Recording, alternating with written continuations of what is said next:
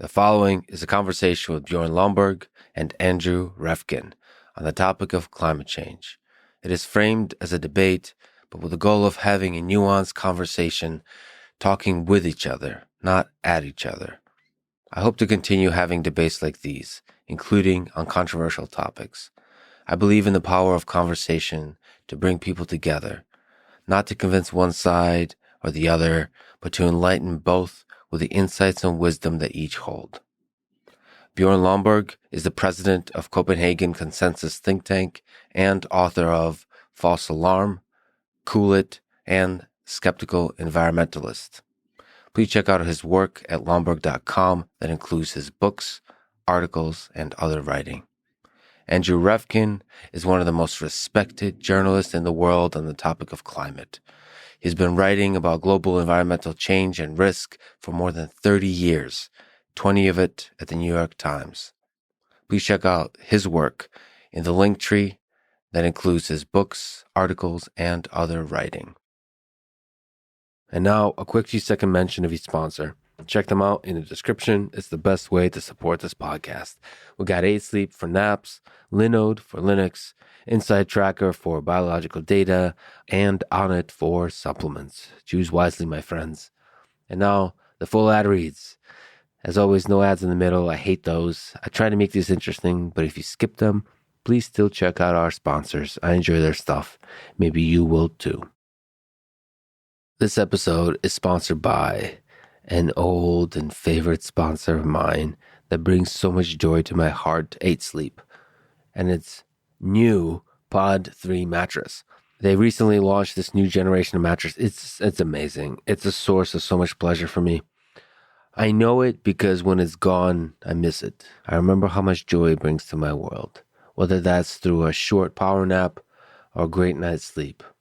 Warm blanket, cold bed surface, with the rain gently falling outside. I'll even sometimes take a drink of coffee right before, and I pass out for 20 minutes and I wake up a new human being. I don't know why that works. I don't know if everyone enjoys naps as much as I do, but they work for me. And sometimes it can make the difference between a mind that is cynical and is really struggling with life and the world to a mind that is open to the possibilities and the beauty of the world. I do that on an 8 Sleep bed. Check it out and get special holiday savings of up to $400 when you go to 8sleep.com/Lex. This episode is also brought to you by Linode, Linux virtual machines. Why is it that my heart fills with joy anytime I think about Linux and the great provider of cloud Linux systems that is Linode if you need to do any kind of compute? Just the interface is super easy to use. It's super reliable, easy to monitor. There's tech support, of course. And that tech support is not just every once in a while or whenever they feel like it. It's always 24/7, 365, real human beings. Just incredible. Everything is clear. Everything is easy to use. The world runs on Linux. We're just a bunch of human biological systems having fun with our little pursuits and daily habits and rituals and so on. But all of that, just like fish swim in water, humans in this modern 21st century technological age are swimming in compute. That makes almost no sense, but in a way it does. And you may make sense of it if you visit linode.com/Lex for free credit.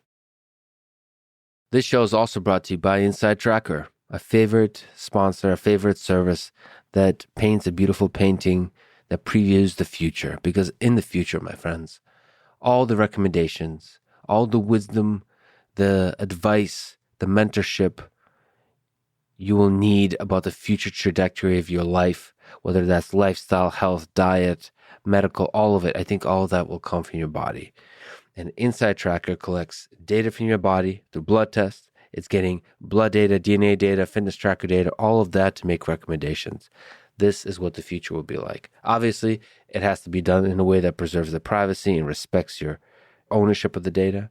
But outside of that, once that is done, and that's a must, once that is done, then the recommendations that through machine learning based on this data, will be so much better than the 20th century way of doing science, which is based on population data versus you, the beautiful, unique flower of an individual that is you.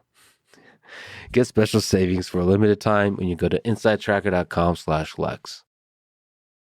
This episode is also brought to you by Onnit, a nutrition, supplement, and fitness company. I first heard of Onnit from Mr. Joe Rogan, so it's kind of incredible to know that I'm now doing an ad read for Onnit on this very podcast. I take Alpha Brain every once in a while when I need a super boost for my mind. When there's a long session, I've been doing more and more programming lately. And when there's a long session of a difficult programming task, or also sometimes really having to think during debugging. So those can be really exhausting. So sometimes I'll take an Alpha Brain to help me through that process. It is what it is, my friends. Those sessions can be super exhausting, but super gratifying. So in general, I don't take Alpha Brain every day. Coffee in the morning and just focus. I try to rely on the power of my mind, but sometimes it's definitely a big help. I enjoy it. Like I said, it's a nootropic that helps support memory, mental speed, and focus. You can get a special discount on Alpha Brain at lexfriedman.com/onnit. This is the Lex Friedman podcast. To support it, please check out our sponsors in the description. And now, dear friends, here's Bjørn Lomborg and Andrew Revkin.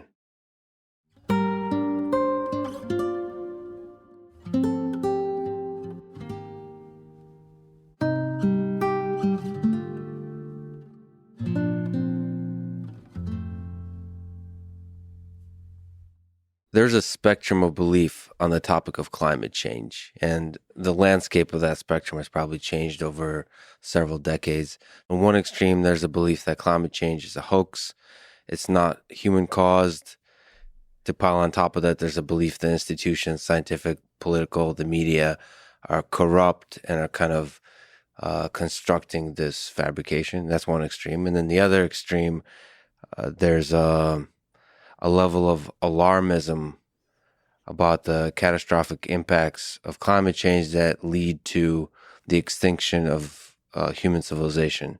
So not just economic costs, hardship, suffering, but literally the destruction of the human species in the short term. Okay, so that's the spectrum. And I would love to find the center. And my sense is, and the reason I wanted to talk to the two of you, aside from the humility with which you approach this topic, is I feel like you're close to the center and are on different sides of that center, if it's possible to define the center. Like there is a political center for center left and center right. Of course, it's very difficult to define, but can you help me define what the extremes are again, as they have changed over the years, what they are today, and where's the center? Oh boy. Well, in a way, on this issue, I think there is no center except in this. If you're looking on social media or if you're looking on TV, there are people who are trying to fabricate the idea there's a single question. And that's the first mistake. We are developing a new relationship with the climate system, and we're rethinking our energy systems. And those are very disconnected in so many ways that connect around climate change. But the first way to me to overcome this idea of there is this polarized universe around this issue is to step back and say, well, what is this actually? And when you do, you realize it's kind of an uncomfortable collision between old energy norms and a growing awareness of how the planet works. That, you know, if you keep adding gases that are invisible, it's the bubbles in beer. If you keep adding that to the atmosphere because it accumulates, that will change everything. It is changing everything for thousands of years. It's already happening. What do you mean by bubbles in beer? CO2, carbon dioxide, the main greenhouse gas. Why beer? Well, because I like beer. It's also in Coca-Cola. We were talking about cola before. And so it's innocuous. We grew up with this idea as CO2, unless you're trapped in a room suffocating, is an innocuous gas. It's plant food. It's beer bubbles. And the idea we can swiftly transition to a world where that gas is a pollutant, regulated, tamped down from the top is fantastical. Having looked at this for 35 years, I brought along one of my tokens. This is my 1988 cover story on global warming. The greenhouse effect, discovered 1988. Jim Hansen, the famous American climate scientist, he stimulated this article by doing this dramatic testimony in a Senate committee that summer, in May, actually late spring. It was a hot day, and it got headlines, and this was the result. But it's complicated. Look what we were selling on the back cover. What you see isn't what you get. Tobacco. Cigarettes. Yeah. Tobacco. Yeah.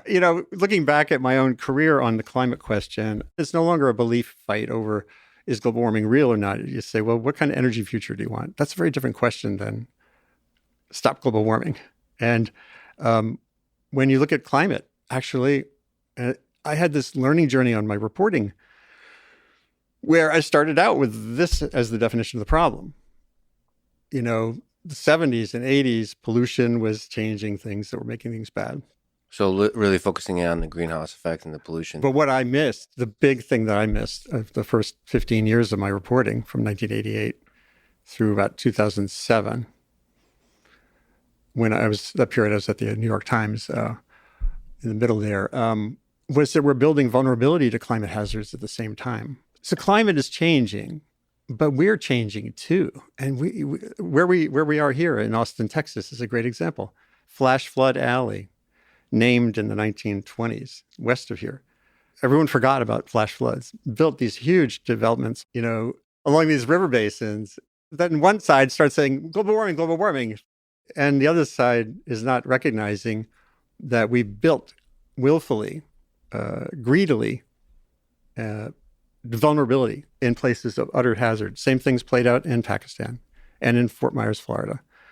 You start to understand that we're creating a landscape of risk as climate is changing, then it feels, oh my God, that's more complex, right? But it also gives you more action points. It's like, okay, well, we know how to design better. We know that today's coasts won't be tomorrow's coasts. Work with that. And then let's chart an energy future at the same time. So the story became so different. It didn't become like, a story you could package into a magazine article or the like.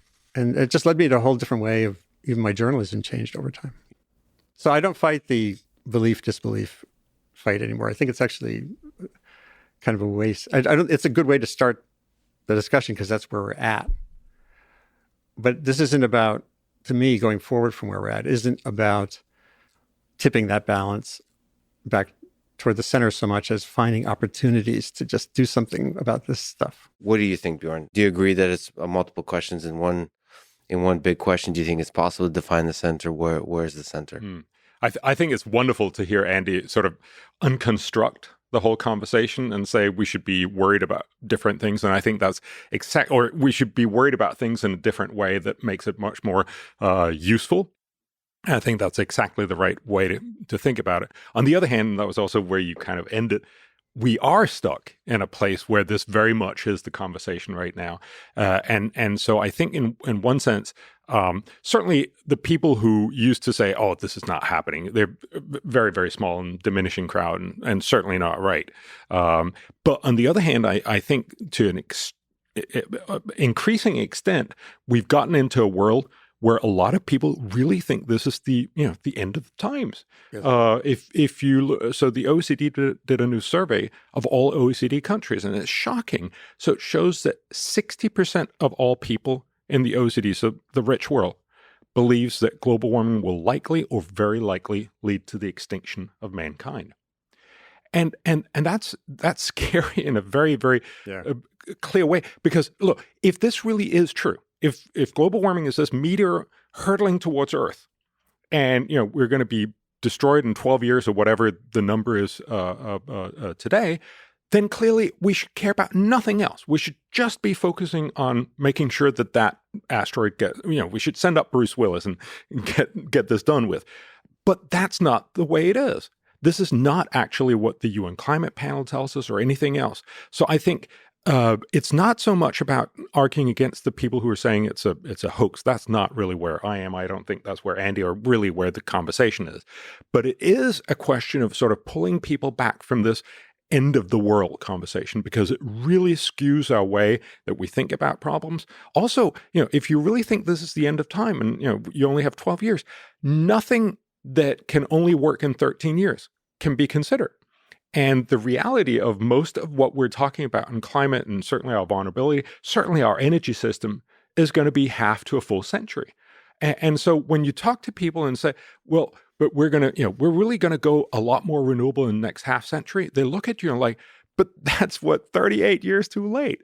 Mm-hmm. And I get that. But so I think in your question, what I'm trying to do, and I would imagine that's true for you as well, is to try to pull people away from this precipice and this end of the world and then open it up. And I think Andy did that really well by saying, look, there are so many different sub-conversations, and we need to have all of them, and we need to be respectful of some of these are right in the sort of standard media kind of way, but some of them are very, very wrong, and it actually means that we end up doing much less good, both on climate, but also on all the other problems the world faces. Oh, yeah, and it disempowers people, too. Those who believe this then just sit back. Even in Adam McKay's movie, the Don't Look Up movie, there was that sort of nihilist crowd, for those who've seen it, who just say, fuck this. We're and a lot of people have that approach when something's too big, and it just paralyzes you as opposed to giving you these action points.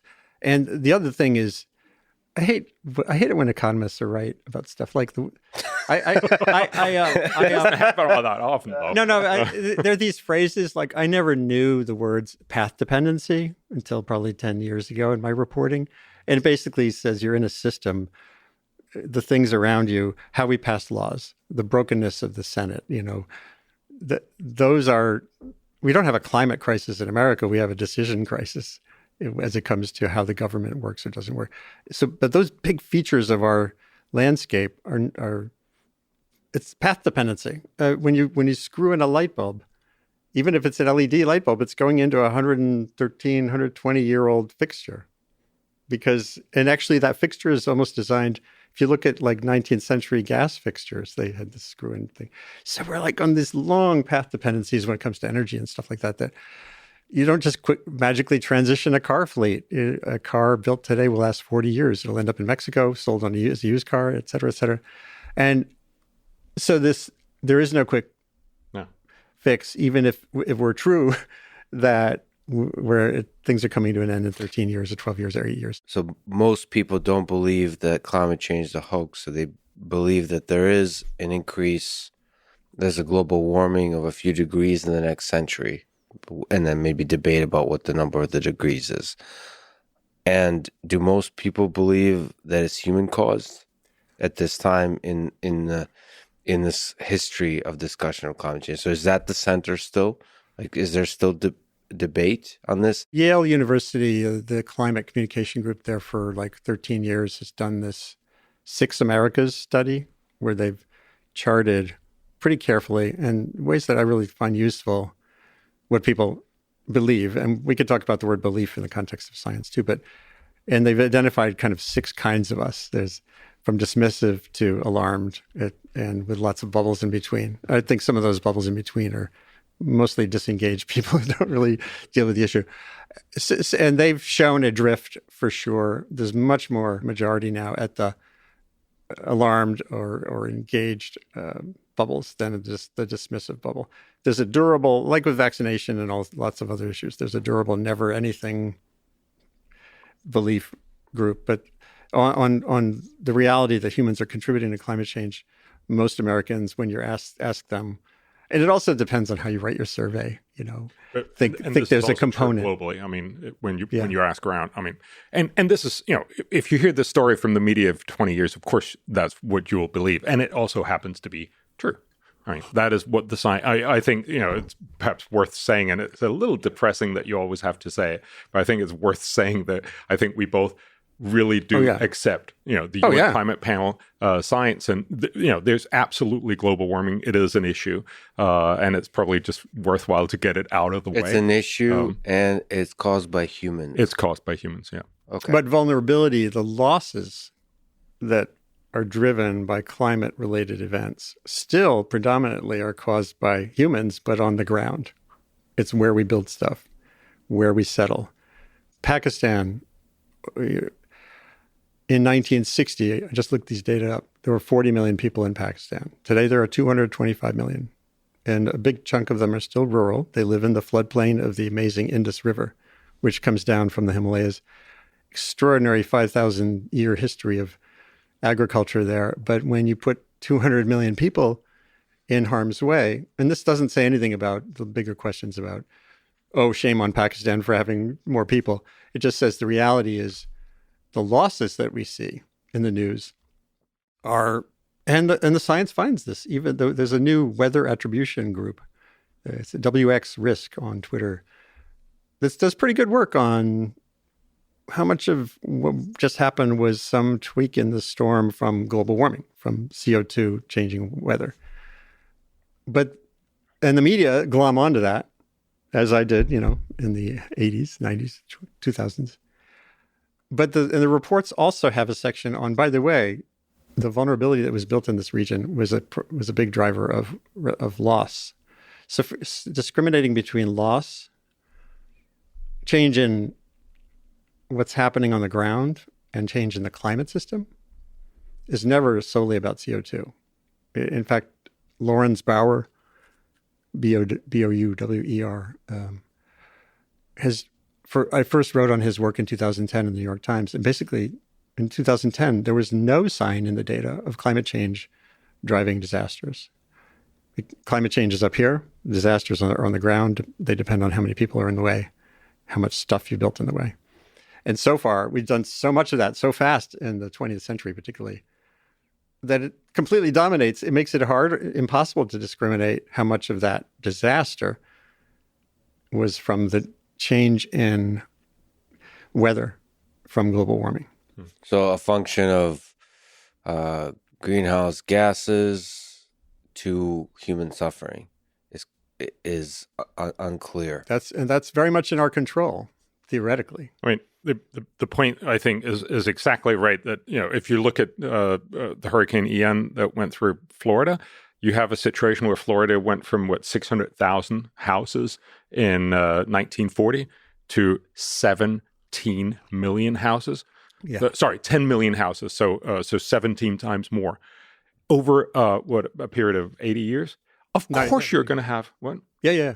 You're going to have lots more damage, and many of these houses now have been built on places where you probably shouldn't be building, and so I think a lot of scientists are very focused on saying, can we measure whether global warming had an impact? Which is an interesting science question. I think it's very implausible that eventually we won't be able to say it has an impact.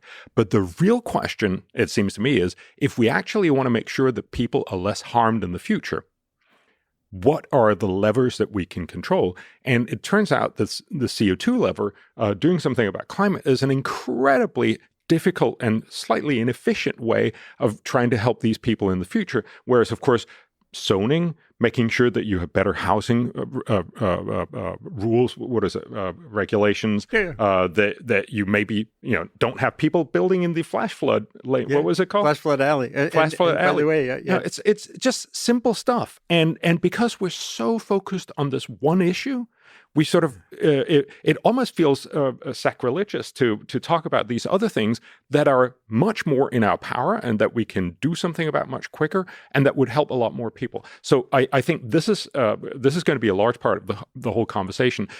Yes, climate is a problem, but it's not the only problem, and there are many other things where we can actually have a much, much bigger impact at much lower cost. Maybe we should also remember those. Can you steel man the case of Greta, who's a representative of alarmism, that we need that kind of level of alarmism for people to pay attention and to think about climate change? So you said the singular view is not the correct way to look at climate change, just the emissions. But for us to have a discussion, shouldn't there be somebody who's really raising the concern? Can you steel man the case for alarmism, essentially? Or is there a better term than alarmism? Communication of holy shit, we should be thinking about this. So I think, I totally understand why Greta Thunberg is doing what she's doing. I have great respect for her because if, I look at a lot of kids growing up and they're basically being told, you're not going to reach adulthood, or at least you're not going to get very far into adulthood.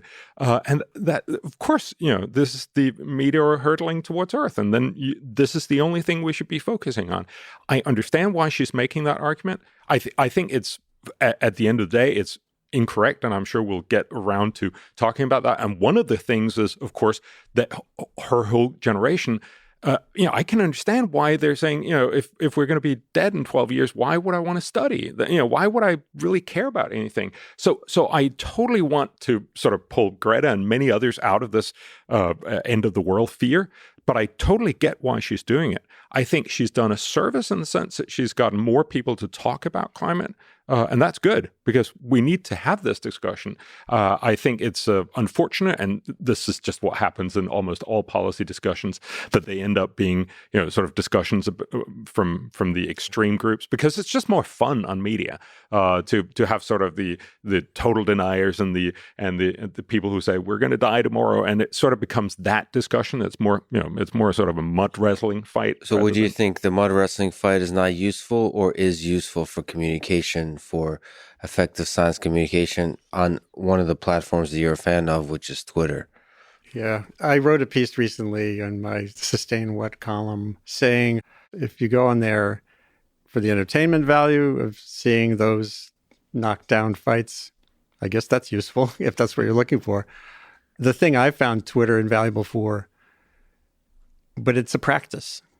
It's just like the workouts you do, or, it's how do I put this tool to use today, thinking about energy action in poor communities? How do I put this tool today, learning about what really happened with Ian, the hurricane, who was most at risk, and how would you build forward better? I hate build back. Or you can go there and just watch it as an entertainment value. That's not going to get the world anywhere. You don't think entertainment, I wouldn't call it entertainment, but giving voice to the extremes isn't a productive way forward? It seems to, to push back against the main narrative, it seems to work pretty well in the American system. We think politics is totally broken, but maybe that works, that like oscillation back and forth. You need a Greta, and you need somebody that pushes back against a Greta to get everybody's to get everybody's attention. The fun of battle, right, over time creates progress. Well, and this gets to the, people who focus on communication science. I'm not a scientist. I write about this stuff. If you're going to try to prod someone with a warning, yeah, this is 3 years apart. Nuclear winter. We'll talk about that. Global warming. Well, yeah, we'll talk about it. But look at that. This is 3 years apart in the covers of the magazine. Yeah. And but then you have to say to what end if you're not directing people to a basket of things to do. Yeah. And if you want political change, then it would be to support a politician. If you want energy access, it would be to look at this $370 billion the American government just put into play on climate and say, well, how can my community benefit from that? And I've been told over and over again by people in government, Jigar Shah, who heads this giant loan program at the Energy Department, he says, what I need now is like 19,500 people who are worried about climate change, maybe because Greta got them worried. But here's the thing you could do. You can connect your local government right now with these multi-million-dollar loans so you can have electric buses instead of diesel buses. And that's an action pathway. So alarm for the sake of getting attention or clicks, to me, is not any more valuable than watching an action movie. And again, I think also it very easily ends up sort of skewing our conversation about what are the actual solutions. Because yes, it's great to get rid of the diesel bus, but probably not for the reason people think. It's because diesel buses are really polluting in the air pollution sense. Right. That is why you should get rid of them. Right. And again, if you really wanted to help people, for instance, with hurricanes, you should have better rules and zoning in Florida. Which is a very different outcome. So the mud wrestling fight also gets our attention diverted towards solutions that seem easy, fun. Sort of the electric car is a great example of this. The electric car has somehow become almost the sign that I care and I'm really going to do something about climate. Of course, look, electric cars are great and they're probably part of the solution and they will actually cut carbon emissions somewhat. But they're an incredibly ineffective way of cutting carbon emissions right now. They're fairly expensive. You have to subsidize them a lot. And they still emit quite a bit of CO2, both because the batteries get produced and because they usually run off of power that's not strong totally words clean. From Bjørn Lomborg. Okay, let's go there. Let's go electric cars. So, okay, educate us on the pros and cons of electric cars in this complex picture of climate change. What do you think of the efforts of Tesla and Elon Musk on pushing forward the electric car revolution? So look, electric cars are great. I don't own a car, but I've been driving. There you go, Tesla. Socially signaling. yeah. But I've we're in Texas. Well, it's okay. I flew in here, so it's not like I'm in any way a virtuous guy on that path. But look, they're great cars, and eventually electric cars will take over a significant part of our driving, and that's good because they're more effective. They're probably also going to be cheaper. There's a lot of good opportunities with them, but it's because they've become reified as this thing that you do to fix climate. And right now, they're not really all that great for climate. They you need a lot of extra material into the batteries, which is very polluting, and it's also it emits a lot of CO2. A lot of electric cars are bought as second cars in the U.S.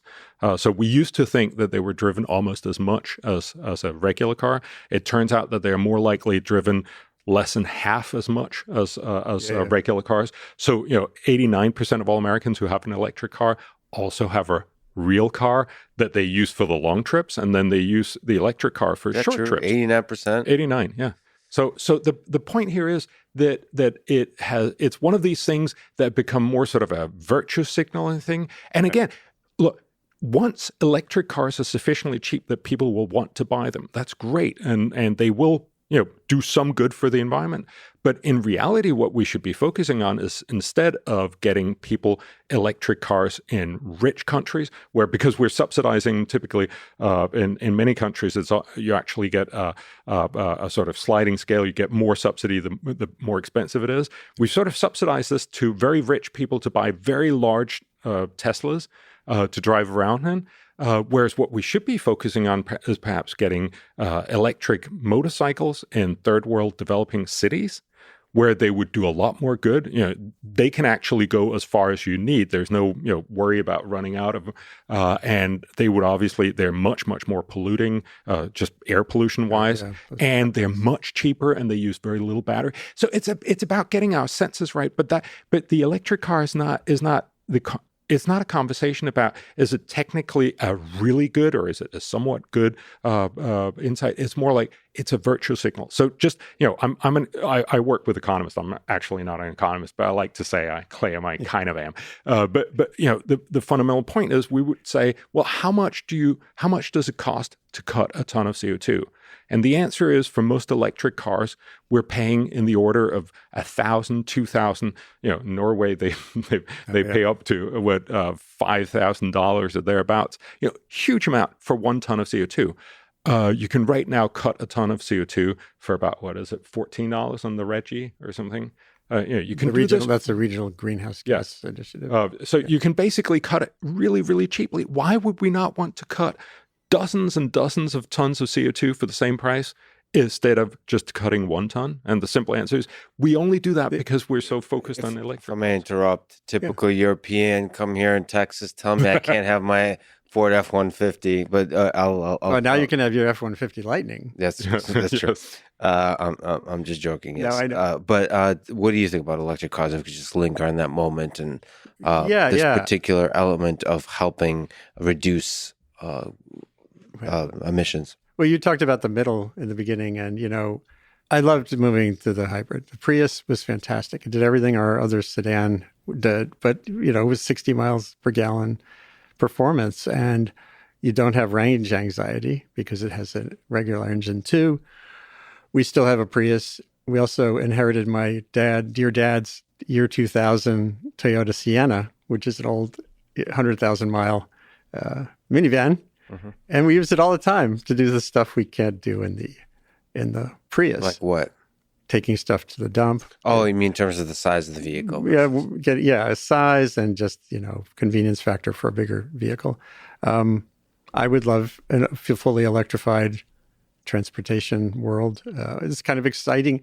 I think what Elon did with Tesla, I remember way, way back in the day when the first models were coming out, they were very slick Ferrari-style cars. And I thought, this is cool. And, there's a history of privileged markets testing new technologies. And I'm all for that.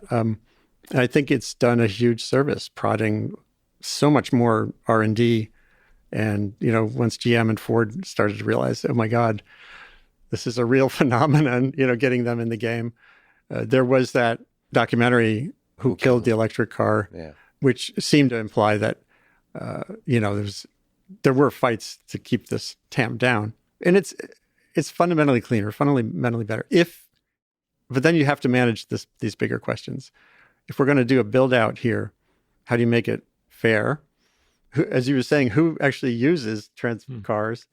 And Jigar Shah, that guy at the energy department I mentioned, who has all this money to give out, he wants to give loans to, if you had an Uber fleet, those Uber drivers, they're the ones who need electric cars. As his work, and there was a recent story in Grist also, said that most of the sales of Teslas are the high end of the market. They're $60,000, $80,000 vehicles. Each, like the Hummer, the electric Hummer, there was a data point on that, astonishing data point. The battery in that Hummer weighs more than, I'd have to look it up. It weighs more than your a Prius. Car. Yeah, I think it might have been a Prius. And think of the material costs there. Think of where that battery, the cobalt and the lithium, where does this stuff come from to build this stuff out? I'm all for it, but we have to be honest and clear about that's a new resource rush, like the oil rush back in the early 20th century. And those impacts have to be figured out too. And if they're all big Hummers for rich people, there's so many contrary arguments to that I think we have to figure out a way. I don't like the word we. I use it too much. We all do. But we all do. You usually refer when you say we humans. We, society, we, government, yeah. There has to be some thought and attention put to where you put these incentives so that you get the best use of this technology for the carbon benefit, for the conventional sooty pollution benefit, for the transportation benefit. Can I step back and ask a sort of big question? We mentioned economics, journalism. How does an economist and a climate scientist and a journalist that writes about climate see the world differently? What are the strengths and potential blind spots of each discipline?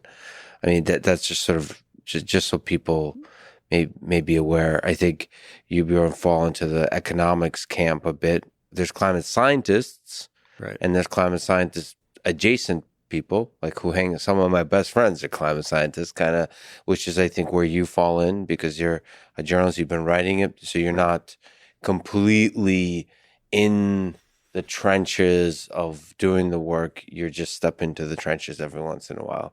Right. So can you speak to that, maybe, Bjørn? Like, what does the world look like to an economist? Let's try to empathize with these beings that that unfortunately has fallen into the disreputable economics. Yeah. So I think the main point that I've been trying for a long time, and I think that's also a little bit what Andy has been talking about. For a very long time, the whole conversation was about what does the science tell us? Is global warming real? And to me, it's much more what can we actually do? What are the policies that we can take and how effective are they going to be? So the conversation we just had about electric cars is a good example of how an economist think about, look, you got this is not a question about whether you feel morally virtuous or whether you can sort of display how much you care about the environment. This is about how much you actually ended up affecting the world. And the honest answer is that electric cars right now in the next decade or so will have a fairly small impact, and unfortunately right now at a very high cost, because we're basically subsidizing these things at $5,000 or $10,000 around the world per car. That's just it's not really sustainable, but it's certainly not a very great way to cut carbon emissions. So I would be the kind of guy, and economists would be the types of people who would say, is there a smarter way where you, for less money, can, for instance, cut more CO2? And the obvious answer is yes. That's what we've seen, for instance, with fracking. The fact that the U.S. went from a lot of coal to a lot of gas because gas became incredibly cheap, because gas emits about half as much as coal does when you use it for power. That basically cut more carbon emissions than pretty much any other single thing. And we should get the rest of the world, in some sense, to frack because it's really cheap. There are some problems, and absolutely we can also have that conversation. There is no technology is problem free, but fundamentally, it's an incredibly cheap way to get people to cut a lot of CO2. It's not the final solution because it's still a fossil fuel, but it's a much better fossil fuel, if you will. And it's much more realistic to do that. So that's one part of the thing. The other one is when we talked about, for instance, how do we help people in Florida who gets hit by a hurricane, or how do we help people that get damaged in flash floods, the people who are in heat waves.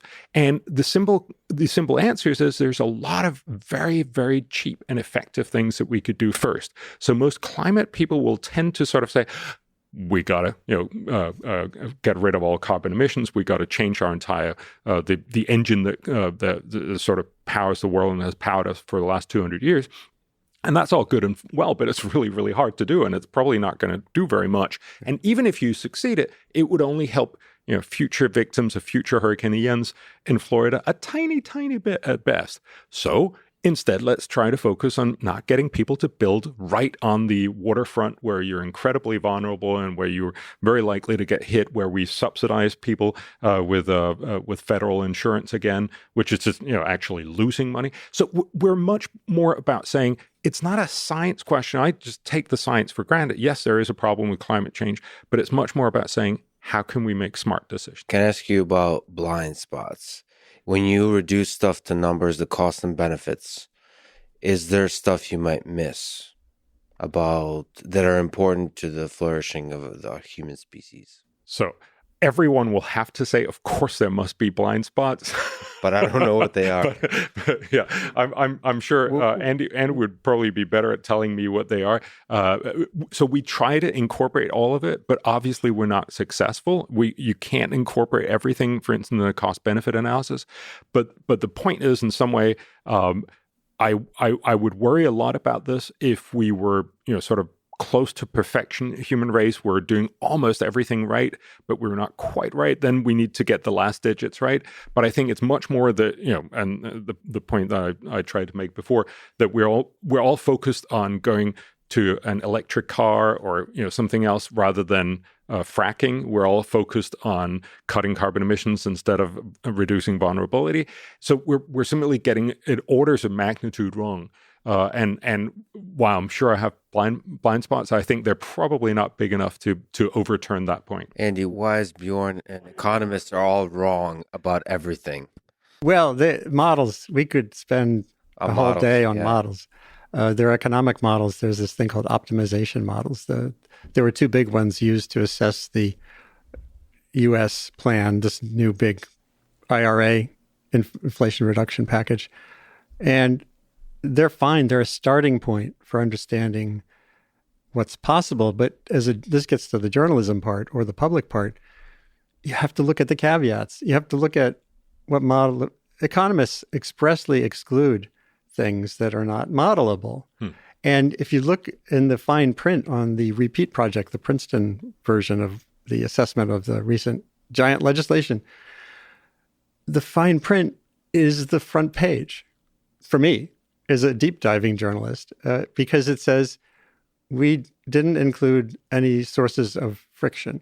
meaning Right. resistance to putting new transmission lines through your community, or people who don't want mining in America because we've exported all of our mining. We mine our cobalt in Congo, and trying to get a new mine in Nevada was a fraught fight that took more than 10 years for lithium. So if you're excluding those elements from your model, which on the surface makes this $370 billion package have an emissions reduction trajectory that's really pretty good. And you're not saying in your first line, by the way, these are the things we're not considering. That's the job of a journalist. Summarize all of human history with that one word, friction. Yeah. Well, inertia, friction implies there's a force that's already being resisted, but there's also inertia, which is a huge part of our, we have a status quo bias. The scientists that in grappling with the climate problem as a journalist, I paid too much attention to climate scientists. That's why all my articles focused on climate change. And it was 2006. I remember now pretty clearly. I was asked by the Week in Review section of the New York Times to write a sort of a weekend thumbsucker, we call them, on thumbsucker. You sit and suck your thumb and think about something. Why is everybody so pissed off about climate change? It was after Al Gore's movie, the Al Gore movie came out, Inconvenient Truth, Hurricane Katrina. It was a big Senator Inhofe in the Senate from Oklahoma. Wasn't yet throwing snowballs, but it was close to that. And so I looked into what was going on. Why is this so heated? In 2006, the story's called Yelling Fire on a Hot Planet. And that was the first time, this is after 18 years of writing about global warming. That was the first time I interviewed a social scientist, not a climate scientist. Her name was Helen Ingram. She was at UC Irvine. And she laid out for me the factors that determine why people vote or what they vote for, what they think about politically. And they were the antithesis of the climate problem. She used the words, she said, people go into the voting booth thinking about things that are soon, salient, and certain. And climate change is complex, has long time scales. And that really jogged me. And then between 2006, 2010, I started interviewing other social scientists, and this was by far the scariest science of all. It's the climate in our heads, or inconvenient minds, and in how that translates into political norms and stuff. Really became the monster, not the climate system. Is there social dynamics to the scientists themselves? Because I've gotten to witness a kind of flocking behavior with scientists. So it's almost like a flock of birds. Within the flock, there's a lot of disagreement and fun debates and everybody trying to prove each other wrong, but they're all kind of headed in the same direction. And you don't want to be the bird that kind of leaves that flock. No. So there's an idea that science as a mechanism will get us towards the truth, but it'll definitely get us somewhere, but it could be not the truth in the short term. In the long term, a bigger flock will come along and it will get us to the truth. But there's a sense that I don't know if there's a mechanism within science to snap out of it if you're down the wrong track. Well, usually you get it right, but sometimes you don't. When you don't, it's very costly. And there's so many factors that line up to perpetuate that flocking behavior. One is media attention comes in. The other is funding comes in. National Science Foundation or whatever, European foundations pour a huge amount of money into things related to climate. And so your narrative in your head is shaped by that aspect of the climate problem that's in the spotlight. I started using this hashtag a few years back, narrative capture, be wary of narrative capture, where you're on a train and everyone's getting on the train. And this is in the media too, not just science. And it becomes self-sustaining, and contrary indications are ignored or downplayed. No one does replication science because your career doesn't advance through replicating someone else's work. So those contrary indications are not necessarily, really dug in on. And this is way beyond climate. This is many fields. As you said, you might have seen this in AI. And it's really hard to find it's another form of path dependency, the term I used before. But breaking narrative capture for me, has come mostly from stepping back and reminding myself of the basic principles of journalism. Journalism's basic principles are useful for anybody confronting a big, enormous, dynamic, complex thing is who, what, where, when, why. Just be really rigorous about not assuming because there's a fire in Boulder County or a flood in Fort Myers that climate, which is in your head because you're part of the climate team at the New York Times or whatever, is the foreground part of this problem. What's the psychological challenge of that if you incorporate the fact that if you try to step back and have nuance, you might get attacked by the others in the flock? Oh, I was. Well, you've certainly been. So both of you get attacked continuously from different sides. So let me just ask about that. How does that feel? And how do you continue thinking clearly and continuously try to have humility and step back and not get defensive in that as a communicator? I mean, there are other things happening at the same time, right? I'm now 35 years into, almost 40 years into my journalism career. So I have some independence. I'm free from the obligations of, don't really need my next paycheck. I live in Maine now in a house I love. I own it outright. It's a great privilege and honor. And as a result of a lot of hard work. And so I'm freer to think freely. And I know my colleagues in newsrooms, when I was at the New York Times, in the newsroom, you become captive to a narrative, just as you do out in the world. The New York Times had a narrative about Saddam Hussein, drove us into that war. The Times sucked right into that and helped perpetuate it. I think we're in a bit of a narrative.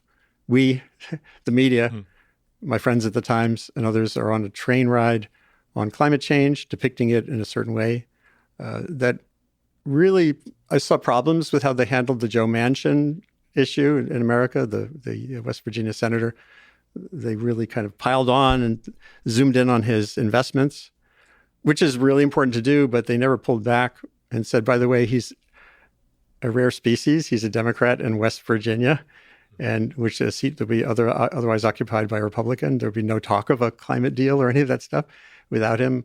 But once you're starting to kind of frame a story in a certain way, you carry it along. And as you said, sometimes it breaks and a new norm arrives. But the climate train is still kind of rushing forward and missing the opportunity to cut it into its pieces and say, well, what's really wrong with Florida? And it's for me, when you ask about how I handle the slings and arrows and stuff, it's partially because I'm past worrying about it too much. I mean, it was pretty intense. 2009, Rush Limbaugh suggested I kill myself on his radio show. It's a really great What was that about? I had, this was a meeting in Washington in 2009 on population at the Wilson Center. I couldn't be there. So actually, this is pre-COVID, but I was Zooming in or something, like Skyping in. And I was talking about, in a playful way, I said, well, if you really want to worry about carbon, this was during the debate over carbon tax model for a bill in America, we should probably have a carbon tax for kids, because a bigger family in America is a big source of more emissions. Yes. And it was kind of a playful thought bubble. Some right-wing blogger blogged about it. It got into Rush's, pile of things to talk about. And the clip is really fun. Also meaning, if humans are bad for the environment, we can... I can imagine. It's amazing. Rush. He was that's how you know you've made it. Explicit. He said, Mr. Revkin of Andrew Revkin of the New York Times, if you really think that people are the worst thing that ever happened to this planet, why don't you just kill yourself and save the planet by dying? So that was tough for you. It was tough for my family. To me, it did generate some interesting calls and stuff on my voicemail. And but on the left, I was also undercut. Roger Pilkey Jr., a prominent researcher of climate risk and climate policy, UC Boulder, was actively his career track was derailed purposefully by people who just thought his message was too off the path. And you've been dealing with this for a very long time. God, yeah. What do you? So look, I just want to get back to the science. I don't think the science get it so much wrong as it just becomes accepted to make certain assumptions, as you just said. We assume no friction. So there's a way that you kind of model the world that ends up being also a convenient message in many ways. And I think the main convenient message in climate, and it's not surprising if you think about it, the main convenient message is that the best way to do something about all the things that we call climate is to cut CO2. And that turns out to only sometimes be true, and with a lot of caveats. But that's sort of the message. It takes a long time. Yes. It's really, really difficult to do in any meaningful sort of time frame. And if you challenge that, you're outside the flock and you get attacked. I've always somebody told me once, I think it's true. They say at at Harvard Law School, if you have a good case, pound the case. If you have a bad case, pound the table. And so I've always felt that when people go after me, they're kind of pounding the table. They're literally screaming, "I don't have a good case. I'm really annoyed with what you're saying." And so to me, that actually means it's much more important to make this argument. Sure, I mean, I would love everyone just saying, "Oh, that's a really good point. I'm going to use that." But we're stuck in a situation, certainly in a conversation, where a lot of people have invested a lot of time and energy on saying we should cut carbon emissions. This is the way to help humankind. And just be clear, I think we should cut carbon emissions as well. But we should also just be realistic about what we can achieve with that and what are all the other things that we could also do. And it turns out that a lot of these other things are much cheaper, much more effective, will help much more, much quicker. And so getting that point out is just incredibly important for us to get it right. So in some sense, to make sure that we don't do another Iraq and we don't do another, lots of stupid decisions. This is one of the things mankind is very good at. And I guess I see my role, and I think that's probably also how you see yourself, is trying to, get everyone to do it slightly less wrong. So let me ask you about a deep psychological effect for you. There's also a drug of martyrdom. So whenever you stand against the flock, right? No. There's you wrote a couple of really good books on the topic. The most recent, False Alarm. I stand as the holder of truth, that everybody who is alarmist is wrong. And here's just simple, calm way to express the facts of the matter. And that's very compelling to a very large number of people. They want to make a martyr out of you. Are you worried about your own mind being corrupted by that, by enjoying standing against the crowd? No. There's very little. I guess I can see what you're saying, sort of in a literary way or something. Yeah, but there's being very poetic here. Yeah, there's very little comfort or sort of usefulness in annoying a lot of people. It just whenever I go to a party, for instance, I know that there's a good chance people are going to be annoyed with me, and I would love that not to be the case. But what I try to do is, so I try to be very polite and sort of not push people's buttons unless they sort of actively say, "So you're saying all kind of stupid stuff on the climate, right?" And then try to engage with them and say, "Well, what is it you're thinking about?" And hopefully, during that party, and then it ends up being a really bad party for me. But anyway, so I'll end up possibly convincing one person that I'm not totally stupid. But no, I'm not playing the martyr, and I'm not enjoying that. It's so interesting. The martyr complex is all around the climate question. Michael Mann, at the far end of the spectrum of activism from where Bjørn is a climate scientist who was actively attacked by Inhofe and Virginia politicians and really abused in many ways. He had come up with a very prominent model of looking at long-term records of climate change and got this hockey stick for temperature. And he's definitely sits there in a certain kind of spotlight because of that. So it's not unique at any particular vantage point in the spectrum of sort of prominent people on the debate. Andrew, you co-wrote the book, The Human Planet, Earth at the Dawn of the Anthropocene, which is the new age when humans are actually having an impact on the environment. Let me ask the question of, what do you find most beautiful and fascinating about our planet Earth? It would be cheap to say everything, but just walking here this morning under the bridge over the Colorado River, seeing the birds, knowing there's bat colonies, massive bat colonies around here that I got to visit a few years ago. I experienced one of those bat explosions. It's mind-blowing. I've been really lucky as a journalist to have gone to the North Pole, the camp on the sea ice with Russian help. A camp that was set up for tourists coming from Europe every year. There were scientists on the sea ice floating on the 14,000-foot deep Arctic Ocean. And I was with them for several days. I wrote a book about that too, along with my reporting.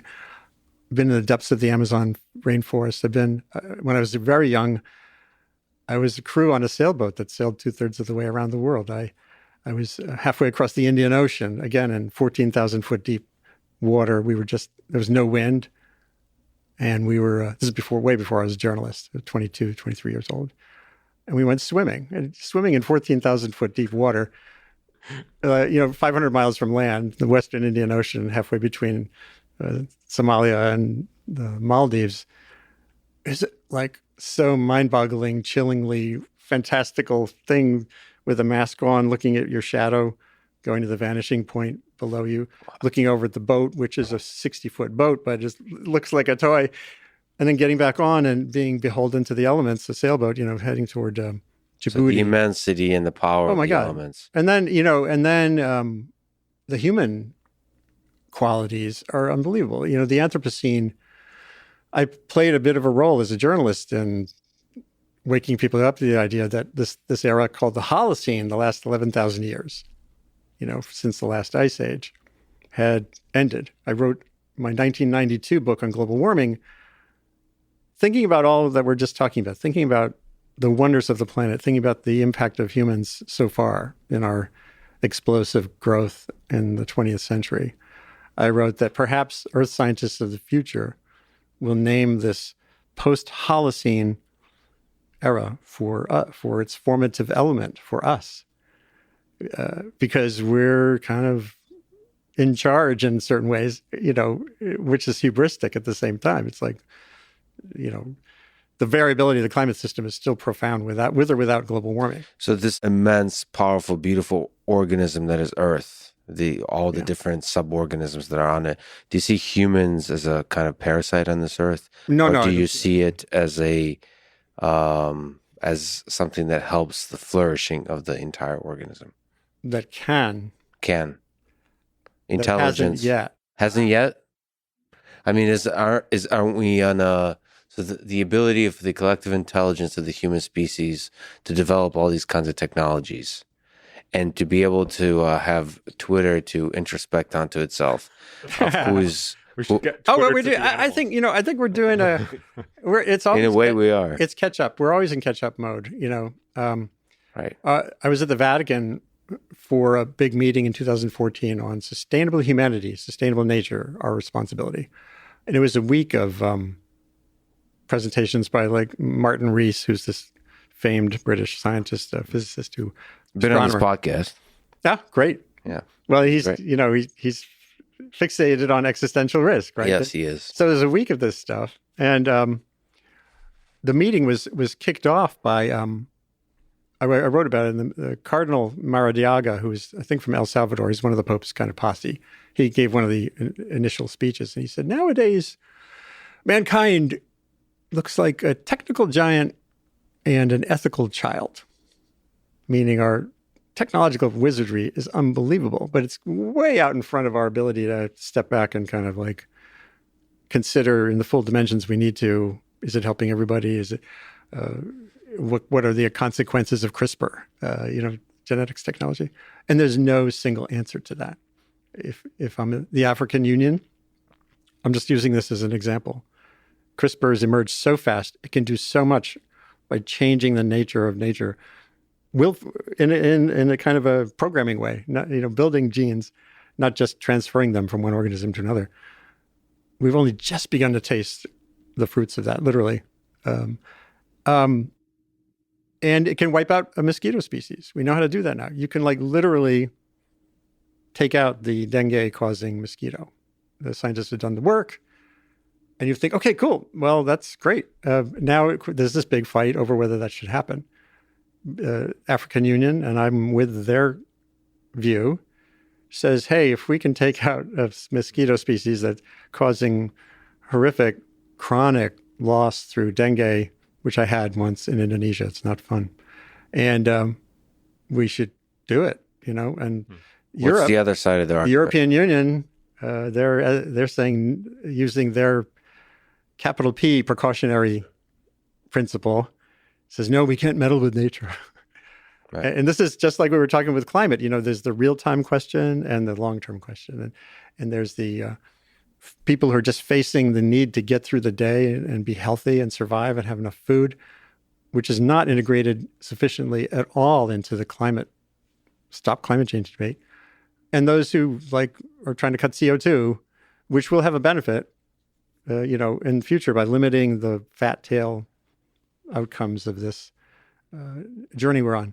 So when I think about the Anthropocene, I think about this planet. I love that we're here right now. I love that our species has these capacities. I would love for there to be a little bit more reflection in where things come from and where they might go. Whether you're a student, a kid, what's your role?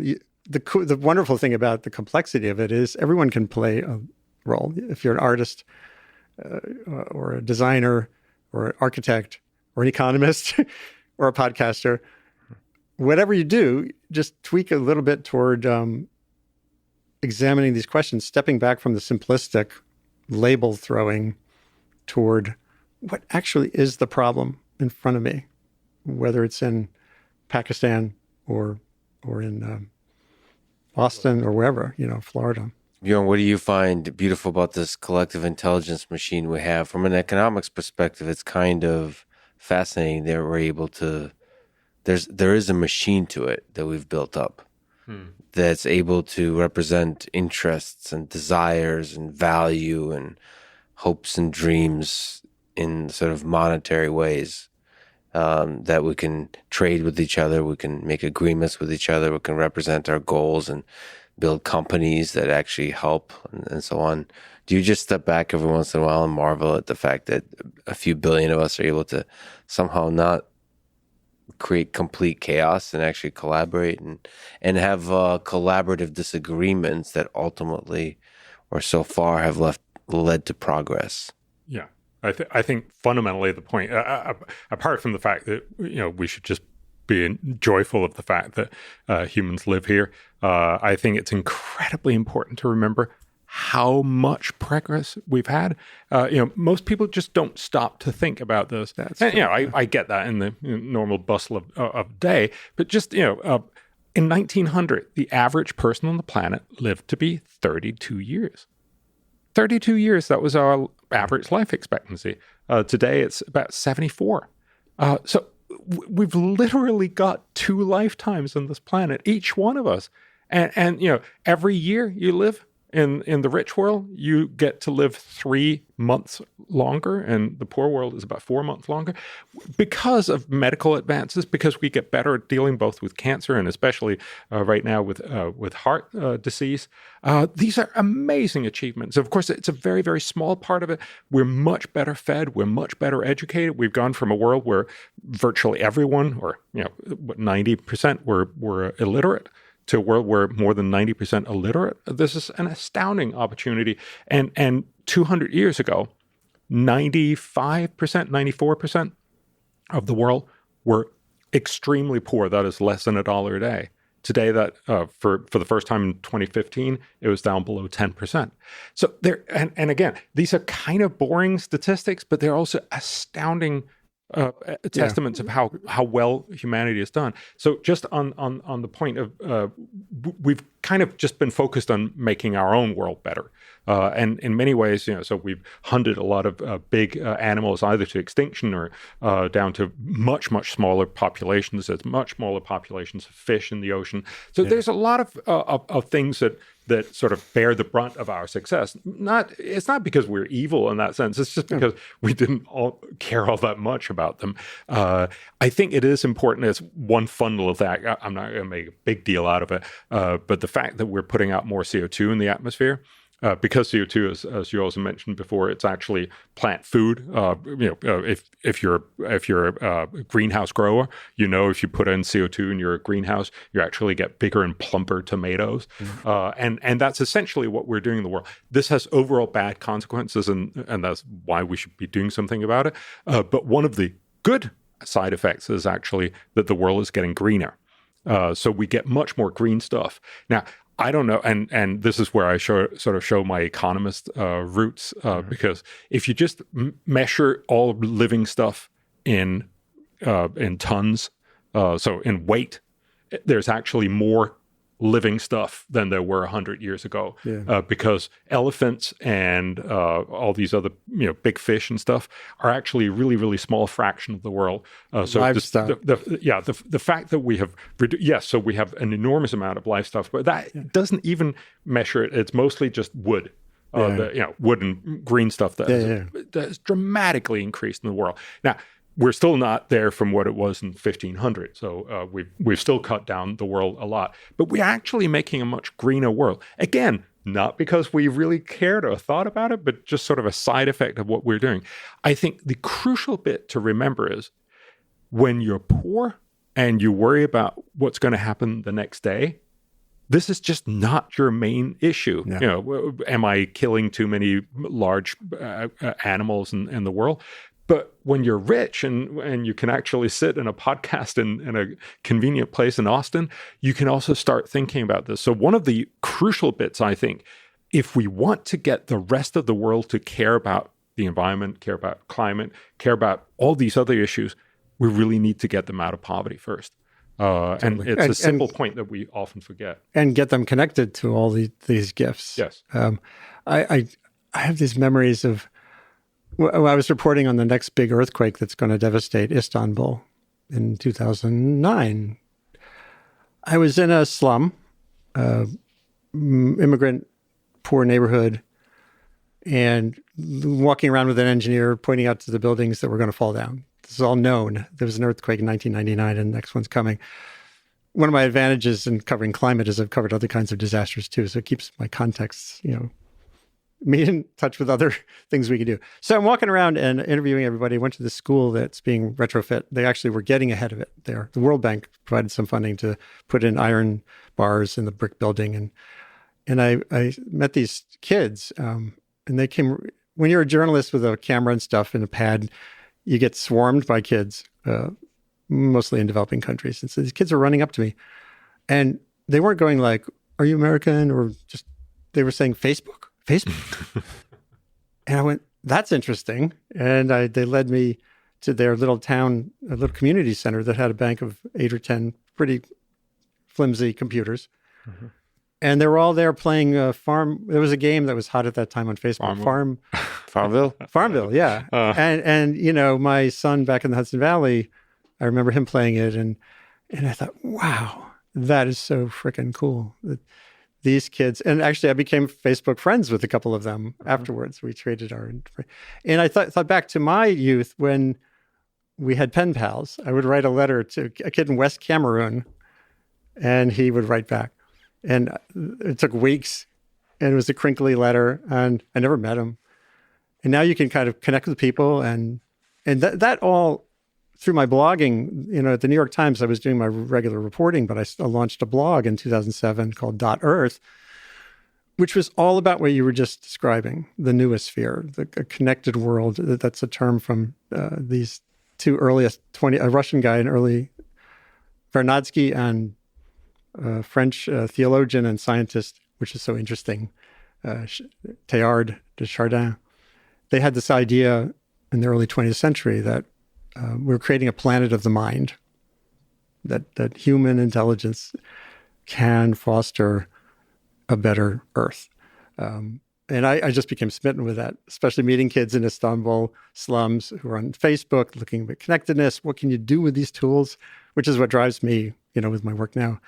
And but then there are these counter currents that, if the connectedness can cut back, it allowed Al-Qaeda to use decapitation videos to recruit distributed, disaffected young people into extremism. And, there's lots of, these systems they're just like every other tool, right? They're just for good or ill. And the efficiency thing, the economics of the world, which I also wrote about a little bit, late 20th century, it was so cool that everything became so efficient, that our supply chains are just-in-time manufacturing, getting the stuff from where the sources of the material are to the car factory and to get the car to the floor just in time for someone to buy it. And everyone got totally sucked in by that, including me. It's great, super efficient, cheaper. And then COVID hit and the whole supply chain concept crumbled. And one of the big lessons there, hopefully, and this is relevant to sustainability generally, is efficiency matters, but resilience matters too. And resilience is inefficient. You need redundancy or a variety of options, right? Which is not what companies think about, which is not what, if you're only focused on a bottom line, short-term timeline, those disruptions are not what you're thinking about. You're still thinking about, can we get that widget here just in time for this thing to happen? And then on we go. So it's kind of, I love the noosphere, this newosphere idea. The connectedness is fantastic. Oh, another thing, like in the early 90s, when I wrote my first book on global warming, it was for an exhibition at the Museum of Natural History. The Environmental Defense Fund was involved. They were like a partner, one of these longstanding environmental groups. And they were very old-fashioned. It was mostly lawyers, really, just using the Clean Air Act, Clean Water Act to litigate against pollution. And now, EDF is vastly bigger. And they're actually, this coming year, they're launching a satellite. An environmental group is launching methane sat. And it's providing a view, an independent view of where there's this gas.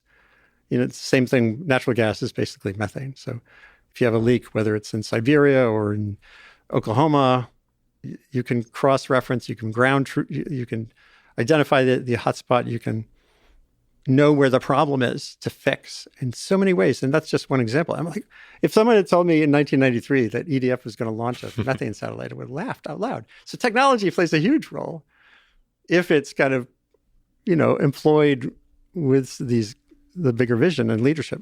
So Bjørn, you wrote one of the books you wrote, the most recent one called False Alarm: How Climate Change Panic Costs Us Trillions, Hurts the Poor, and Fails to Fix the Planet. Good title, by the way. Very intense. Makes me want to read it. What is likely the worst effect of climate change? First, let me just, my editor actually hated the subtitle because it gives away the whole book. It basically tells you what the book tries to make. I think, that's exactly what it should be. It's about getting this conversation out in the public sphere. So the worst thing that climate change can do is, like, the worst thing that anything can do is that it wipes out everything and we all die. So it's not like, if you just go looking for worst case outcomes, anything can get to the worst case outcome. Imagine if we suggest, what's the worst thing that could happen from HIV? It breaks down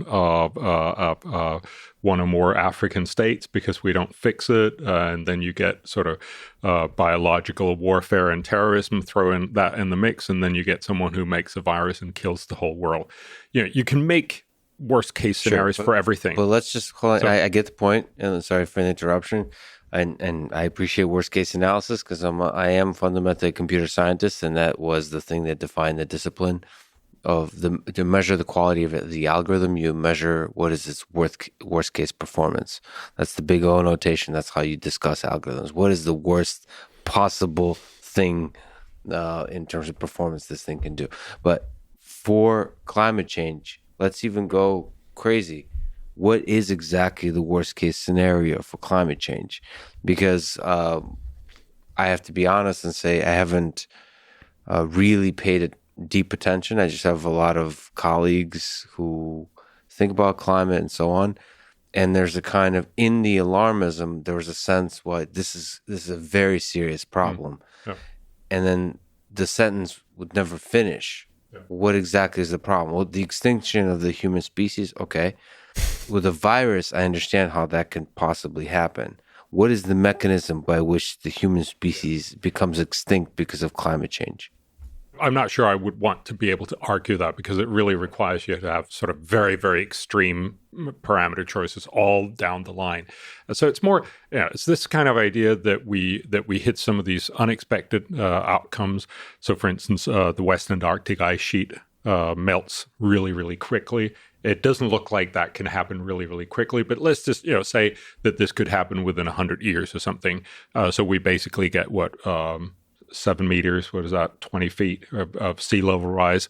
That will be a real challenge to a lot of places around the world. This would have, significant costs. It's likely, and there's actually been a study that's tried to estimate, could we deal with that? And the short answer is yes, if you're fairly well off. If you're Holland, you can definitely deal with it. It's also likely that most developing countries are going to be much closer to Holland towards the end of the century because they'll be much richer. So they can probably handle it, but it will be a real challenge. May I ask a dumb question? Yeah. What happens when the sea level rises exactly? What is the painful aspect of that? It is that all of your current infrastructure in a lot of coastal cities around the world that are literally built on, Jakarta is a good example, that are literally built on the just inches above the sea level. If you then get a sea level rise, they'll rise, say, 20 feet? That would be like a third or a fourth of a foot every year. Yeah, kind of thing. I see no evidence that that's even. But hold on a second. We're not talking about evidence. No, we're talking about worst case analysis and algorithm. And so basically, you would see your infrastructure, all your stuff, very quickly being very, very challenged, and you'd basically have to put up huge seawalls or migrate out of that area. Very quickly. Well, But very quickly as in 50 years or something. Right. So, is that, as a human species, we're not able to respond to that kind of Of course threat? we are. And look, again, the point here is then there's a lot of other arguments. And I should just, put the disclaimer, this is not what I think is correct. But, you're asking me what's the worst case outcome that you have. So most of global warming is really about that we're used to one way of doing things. So, we live in Jakarta because it's right next to the sea. We're used to the sea being at this level. We grow our crops because we're used to, you grow corn here, you grow wheat here because we're used to that's where the precipitation and the temperature is the right for this kind of crop. If this changes, and this is the same thing with houses. If it gets colder, if it gets warmer, it's suddenly uncomfortable because you've built your house wrong. Yeah. So our infrastructure will be wrong if the world changes, and that's what climate change does. At a large scale. Yes, and so this is a problem in most of these sentences.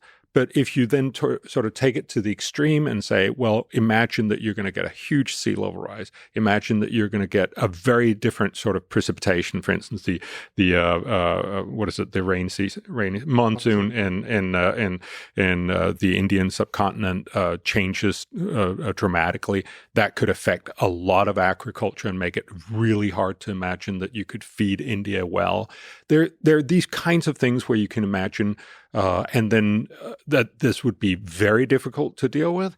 And then if you add all of it up, you could possibly get sort of a system collapse because, you just have too many problems in one. Is it possible to model those kinds of things? So what I understand is the sea level rise itself isn't the destructive thing. It's the fact that it creates migration patterns and human tension, battle over resources. And so you start to get these human things, human conflict. So the big negative impact won't be necessarily from the fact that you have to move your house. It's the fact that once you move your house, that means something else down the line. And this is secondary, tertiary effects that can have potentially to wars, military conflict, can have destabilized entire economies, all that kind of stuff, because of the migration pattern. Is it possible to model those kinds of things? So there are people who looked at this, and surprisingly, again, most people will move within their country for a lot of different reasons, but mainly language and political structure. You have your money, you have your relationships there. So it's not like we're going to see these big moves, from southern Mexico and Central America up to the U.S. or from Africa up to the EU. That's not predominantly because of climate. That's because there's a lot of welfare opportunity. You can make your life much, much better. You can become much more productive if you move into a richer country. So yes, there are these issues. Again, you're asking me for sort of what is it that could really sort of break down the world. I think the fundamental point is to recognize that it's not like we haven't dealt with huge challenges in the past. And we've dealt with them really well. So just one fun thing, I encourage everyone to just look that up on Wikipedia, the rising of Chicago. So in the 1850s, Chicago was a terribly dirty place, and they didn't have good sewers. And so they decided, and we can't really make up our mind, they decided to raise Chicago 1 to 2 feet. And so they simply took one block at a time. They put like 50,000 jacks underneath a building, and they would just raise the building. And then they'd go on to the next building. They raised all of Chicago 1 or 2 feet. This is, almost 200 years ago. Of course, we will be able to deal with these things. I'm not saying it'll be fun or that it'll be cheap. Of course, we would rather not have to deal with this. But we're a very inventive species. And so it's very unlikely that we'll not be able to deal with these issues. COVID pandemic just said, hold my beer. The response of human civilization to the COVID pandemic seems to have not, they didn't find the carjacks. Yeah. Seems to have not been as effective as I would have hoped for as a human that believes in the basic competence of leadership and all that kind of stuff. It seems that given the COVID pandemic, luckily did not turn out to be a pandemic that would eradicate most of the human species, which is something you always have to consider and worry about, that I would have hoped we would have less economic impact and we would respond more effectively and in terms of policy, in terms of socially, medically, all that kind of stuff. So if the COVID pandemic brought the world to its knees, then what does sea level rise? So I think there's a different kind of thing that happened in the COVID. So politicians, and a lot of politicians, I think, made certainly suboptimal decisions. But I also find the fact that we actually managed to get a vaccine in a year. We should not be, sort of unaware of the fact that, yes, we did a lot of stupid stuff and a lot of people were really, really annoyed. But fundamentally, we fixed this. We could have done it better and prettier. I mean, I rode through the COVID pandemic in southern Sweden. Yes,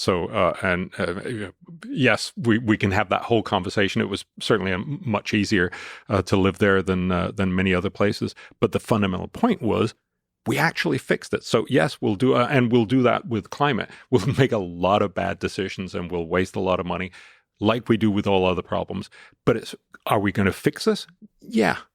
Can you add on to that uncomfortable discussion of what's the worst thing that could possibly happen? I'm not worried about the sea level rise component. Certainly not nearly as much as the heat and disruption of agriculture patterns and water supplies. And a lot of it relates to, again, path dependency in history. Farmers are the heroes of humanity all through history because they're incredibly adaptable. If you give them access to resources, in some cases, it's just crop insurance, which is really basically still impossible to get in big chunks of Africa to get you through those hard spots. But the heat issue is the one that's the most basic element related to global warming from CO2 buildup is hotter heat waves. There's still some lack of evidence of the intensification, but the duration and that's really matters for heat is how many days seems to be very powerfully linked to global warming. And so how many people die as a result of that is important. So we're talking about maybe you can also educate me. What's the average projection for the next 100 years of the temperature rise? Is it 2 degrees Celsius? Well, yeah. Although this gets us into the modeling realm, you're assuming you have to assume different emissions possibilities. You have to assume we still don't know the basic physics, like how many clouds form in a warming climate and how that relates to limiting warming. There are aspects of the fundamental warming question that are still deeply uncertain. But the debate is like 2, 3, or 4 Celsius. It's in that range. But the thing is, all of those are bad for, this is an educational question. Sure. It doesn't seem like that much from a weather perspective if you just turn up the AC and so on in your own personal home. But it is, from a global perspective, a huge impact on agriculture. Well, yeah, and getting back to sea level and glaciers, the melting point of ice is a number. Yeah. And so if you pass that number, things start to change. What became known about Antarctica and Greenland more is that its ocean temperature, the seawater in and around and under these ice sheets, because it kind of gets under parts of Antarctica, is what's driving the dynamics that could lead to more abrupt change, more than air temperature. Glaciers, these big ice sheets, live or die based on how much snow falls and how much ice leaves every year. And I was up on the Greenland ice sheet in 2004, and I've written about it forever since then. You know, it's the same amount of water that's in the Gulf of Mexico, as if, you know, God or some great force came down and flash flows the Gulf of Mexico and plunked it up on land. That's the ice sheet. It's a lot of water. That's 23 feet of sea level rise. But you were not going to melt it all. And the pace at which that erosion begins and becomes sort of a runaway train is still not well understood. That change from like a manageable level of sea level rise from these ice sheets to something that becomes truly unstoppable, or that has these discontinuities where you get a lot more all of a sudden, to me, it's in the realm of what I've taken to calling known unknowables. Like, don't count on another IPCC report magically including science that says, aha, now we know it's going to be 5 feet by 2100. Because learning, there's a lot of negative learning in science. This may be true in your body of science too. There's a guy named Jeremy Bassis, Bassis, who wrote a paper about this West Atlantic, the idea that you could get this sudden cliff breakdown of these ice shelves around Antarctica leading to rapid sea level rise. He did more modeling in physics, and it turns out that you end up with, it's a much more progressive and self-limiting phenomenon. But those papers don't get any attention in the media because they're not scary. They're not scary, and they're sort of after the fact. You know, just this past year, there's been this cycle around collapse, the word collapse, and Antarctic ice. It started actually several years ago with the idea that the West Antarctic ice sheet is particularly vulnerable. And some paper, the science community, like the birds we were talking about, flocks to it, and some high-profile papers are written. And then a deeper inquiry reveals, it's more complicated than that. And we, the journalists, the media, pundits, don't pay attention to that stuff. So and actually, which is why I've started to develop kind of a dictionary. I call it watchwords, like words to, if you're out there, you're just a you're a person and you want to know what's really going on. You hear these words like collapse in the context of ice. What do you do with that? And so I've created conversations around these words. Geologists and ice scientists use the word collapse. They're talking about a centuries-long process. They're not talking about the World Trade Center. And scientists would do well to be more careful with words like that. Unless your focus is what we were saying earlier, your idea that alarming people will spur them to act, then you use that word carelessly. Can I just follow up on the other point that you said, 2, 3, 4 degrees, that doesn't sound like much. I can just crank up the air conditioning. I think that sort of touches on a really, really important point, that for most rich people, much of climate change is not really going to be all that impactful. It still will have an impact. But fundamentally, if you're well off, you can mitigate a lot of these impacts. And there's a young scientist at Carnegie Mellon, Destiny Knock. She just was the lead author on a study, what poor and prosperous households do in a heat wave when they have access to air conditioning. In a poor household, you wait, they found through science, they delay turning on the air conditioner 4 to 7 degrees more of heating before they start to use the air conditioner. And that create adverse outcomes. If you have an asthmatic in the house, an old person, you're endangering their lives. And that's just a little tiny microscopic fractal example of this powerful, real phenomenon that there's a divide in vulnerability. And it's not just based on where you live. This is families in like Pittsburgh. Mm-hmm. We're not talking about, Botswana. And so that divide in capacity to deal with environmental stress is something you can really work on. And it gets hidden in all this talk of climate crisis. People and that's one of the important parts is both to say, look, if 8 billion people will now have all experienced this, even though for each one of them it's manageable, it's still a big problem because it's 8 billion people living through this. And how do you air condition 8 billion? Yes, and then it's the point of getting to realize it's very, very much about how do you help the world's poor. And that's very much about making it more affordable, basically getting them out of poverty. And remember, getting them out of poverty doesn't just mean that they can now afford to air condition themselves, but they get better education, they get better opportunities, they get better lives in so many other ways. And then at the end of it's not just about making sure that we focus on this one problem, but it's recognizing that these families and have lots of different issues that they would like us to focus on, climate and heat waves just being one of them. So it's sort of taking progressive steps back and realizing, all right, okay, this is a problem, not the end of the world. And one tiny little last example, you mentioned Jakarta at the beginning. It's really valuable to look around the world at places that are sort of leading indicator places, whether it's sea level rise or heat. And you could do that. Jakarta is sinking like a foot a year, literally a foot a year. It's some insane number from withdrawing groundwater, from gas withdrawal, it's a delta, it's sediment, it's built on sediment. I wrote a piece ages ago at the New York Times calling it Delta Blues, I'm a musician. Uh-huh. And in Jakarta, so what are they doing? They're moving the capital to another area. So that says to me, there's a lot of plasticity too. It's a city that's going through this. That rate of sea level, of their relationship with the sea level through sinking is way faster than what's happening with global warming.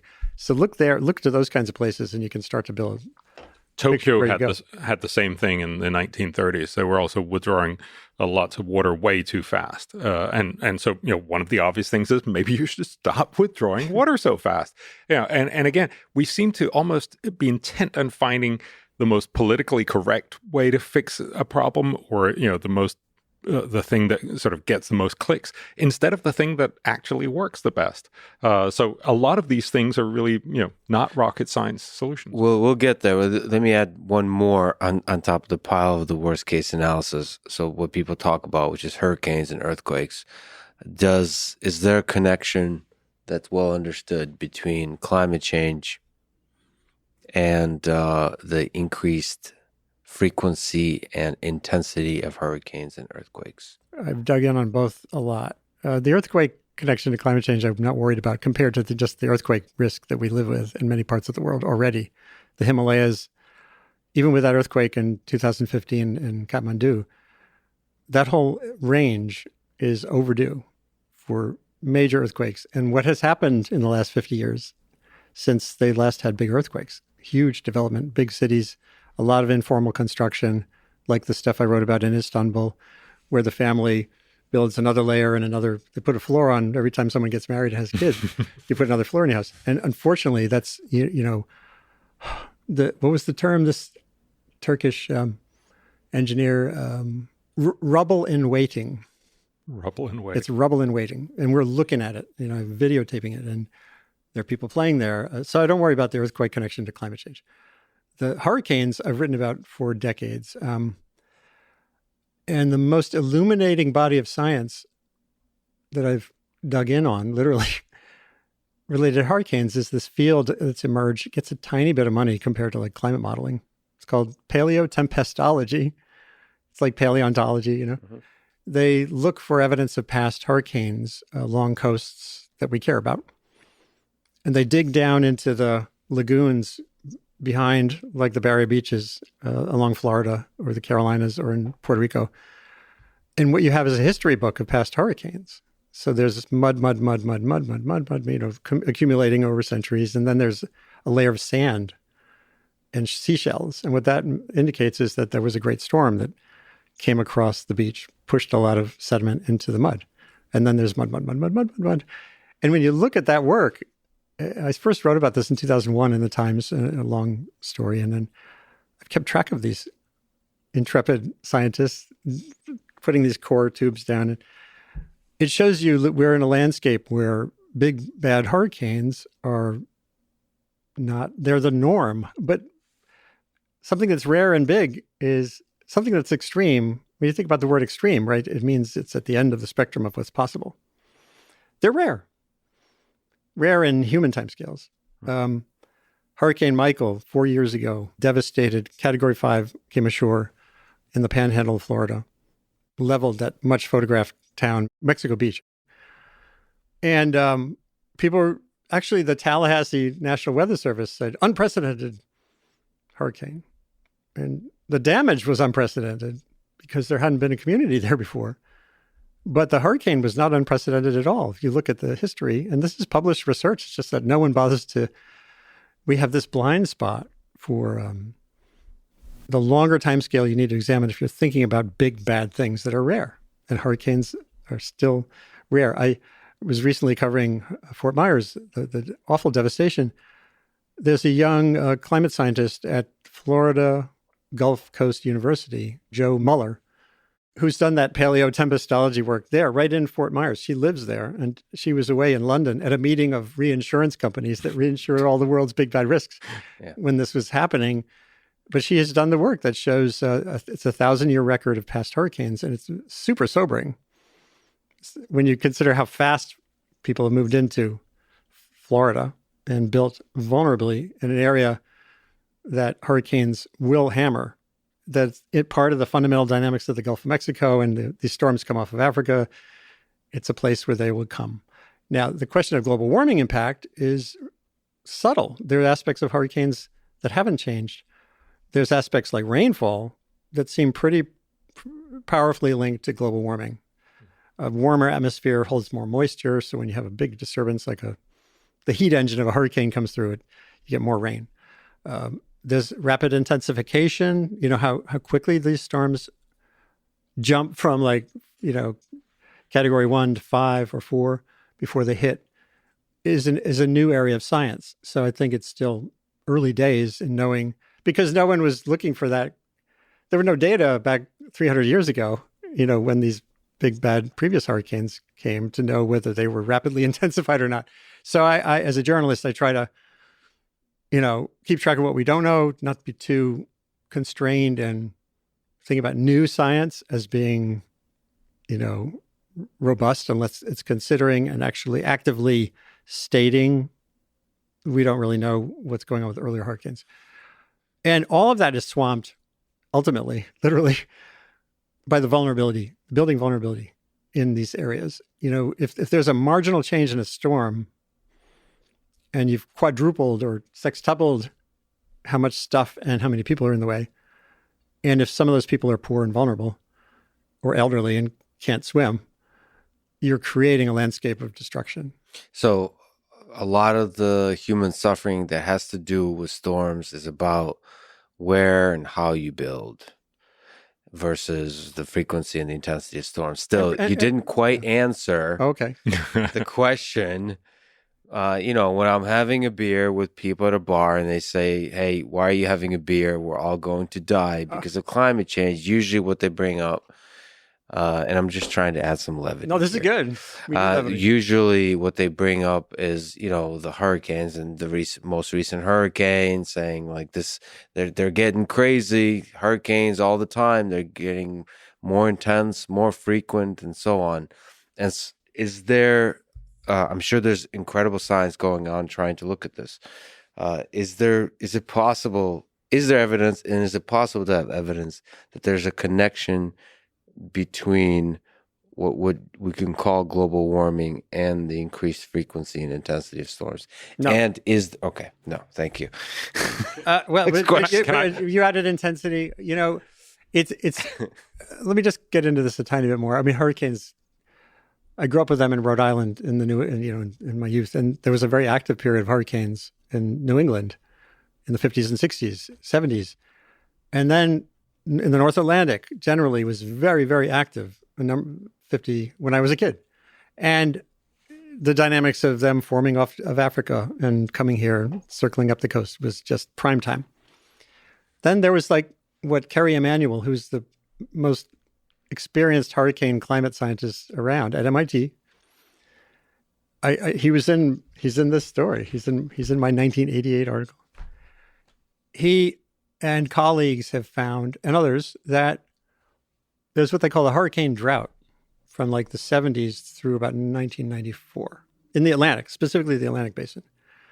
And there's been a lot of questions about that. People thought it was ocean circulation, something about the currents. There are these multi-decadal variabilities in the oceans, right? And then now it looks robustly, I can't find a climate scientist who disagrees that the thing that caused the drought was pollution, smog. And significantly in Europe. And you think, well, how does smog in Europe relate to hurricanes crossing the Atlantic and getting to the United States? It's because of the smog was changing the behavior of the Sahara Desert, which is just south of Europe. And the Sahara Desert kills hurricanes. Sand and dust coming off the Sahara. You can see this every year. And when that's active, it stifles these big storms. At the point right in their nursery, they all form. There's this area for hurricanes off of West Africa. That's like the nursery zone. And so if you're stifling those hurricanes because of pollution in Europe before the Clean Air Act's kind of cleanups, and then that goes away, none of that has anything to do with global warming. It's another kind of forcing in the climate system, a local one that created a regional dynamic that created a quiet period when all these friends in the bar were maybe they were born in the 90s or whatever. They grew up in an area of where no hurricanes weren't a big deal. And now we have an end to that drought because we cleaned up the air pollution, the sooty kind of air pollution, sulfury. And anyone who says global warming without saying, well, that's in there too, is kind of missing that. And when you look globally, there's still, I think, was it 90 or so hurricanes a year, cyclones, hurricanes, typhoons globally. That hasn't changed. The number of these tropical storms that reach that ferocity has not changed.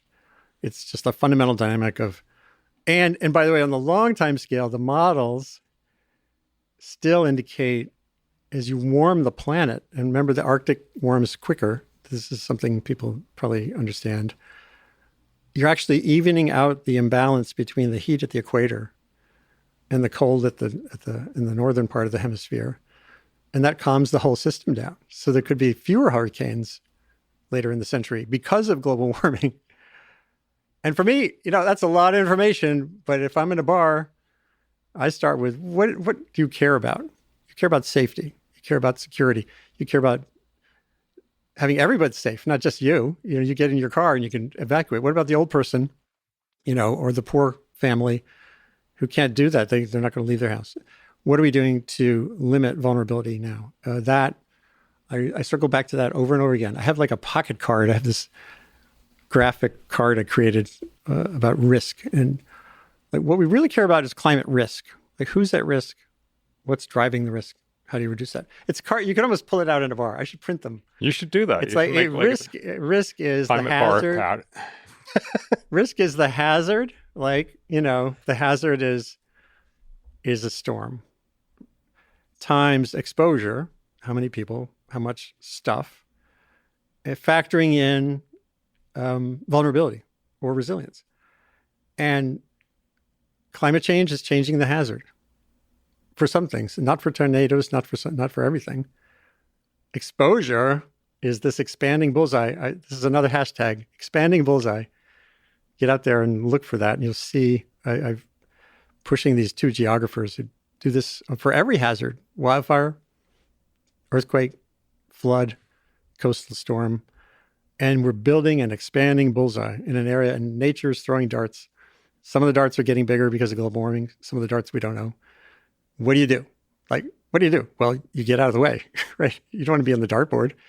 And that, it just simplifies the whole formula. To me, it's kind of a transformational potential to go into a bar. Maybe I should print these things. 100%. And I should go drinking with you more often. They should be coasters in bars. Because that was fascinating about smog. And I mean, it's nice to be reminded about how complicated and fascinating the weather system is. Let me try to answer the questions slightly quicker before your friends have drunk too much. But never enough. Or not enough.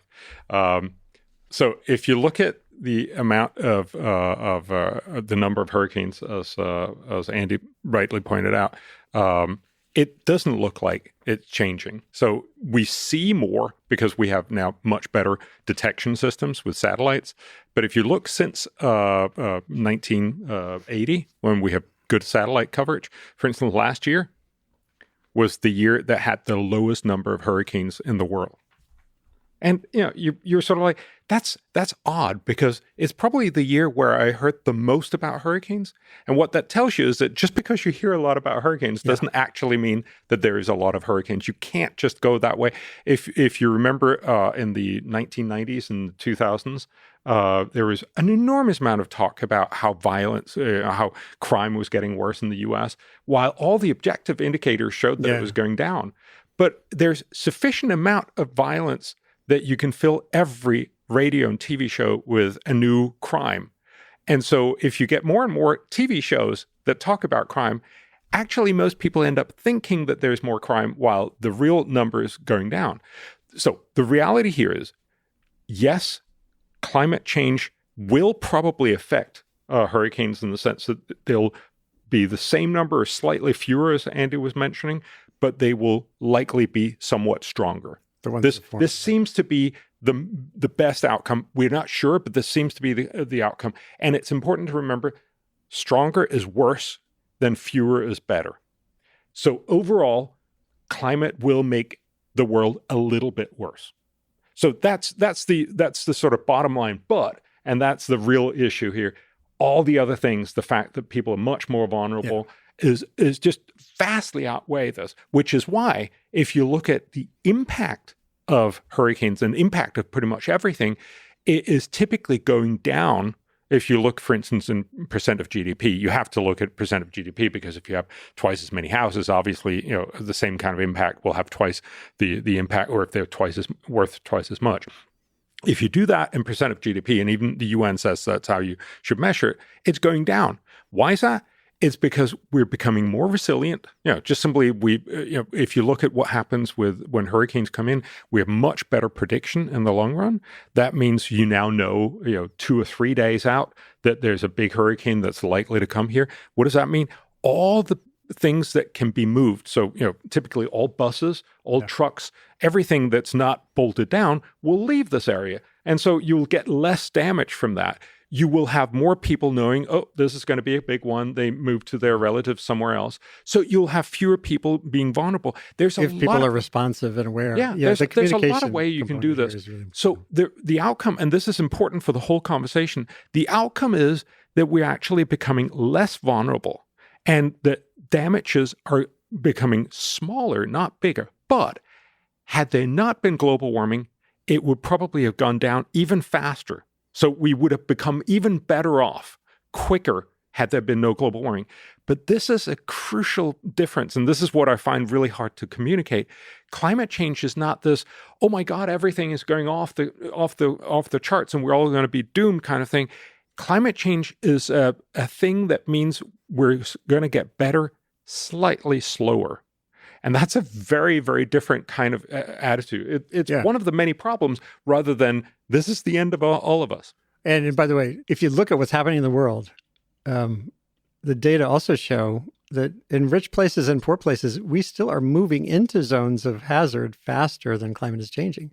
Beth Tellman, who was at Columbia and she moved to Arizona, she and colleagues at this outfit called Cloud to Street did an amazing study showing, this is a year or so ago I wrote about, showing, again, we're moving into zones of hazard, which it applies to me, just what Bjørn was saying, that people wouldn't be doing that if they thought that was going to lead to devastation. And this is today.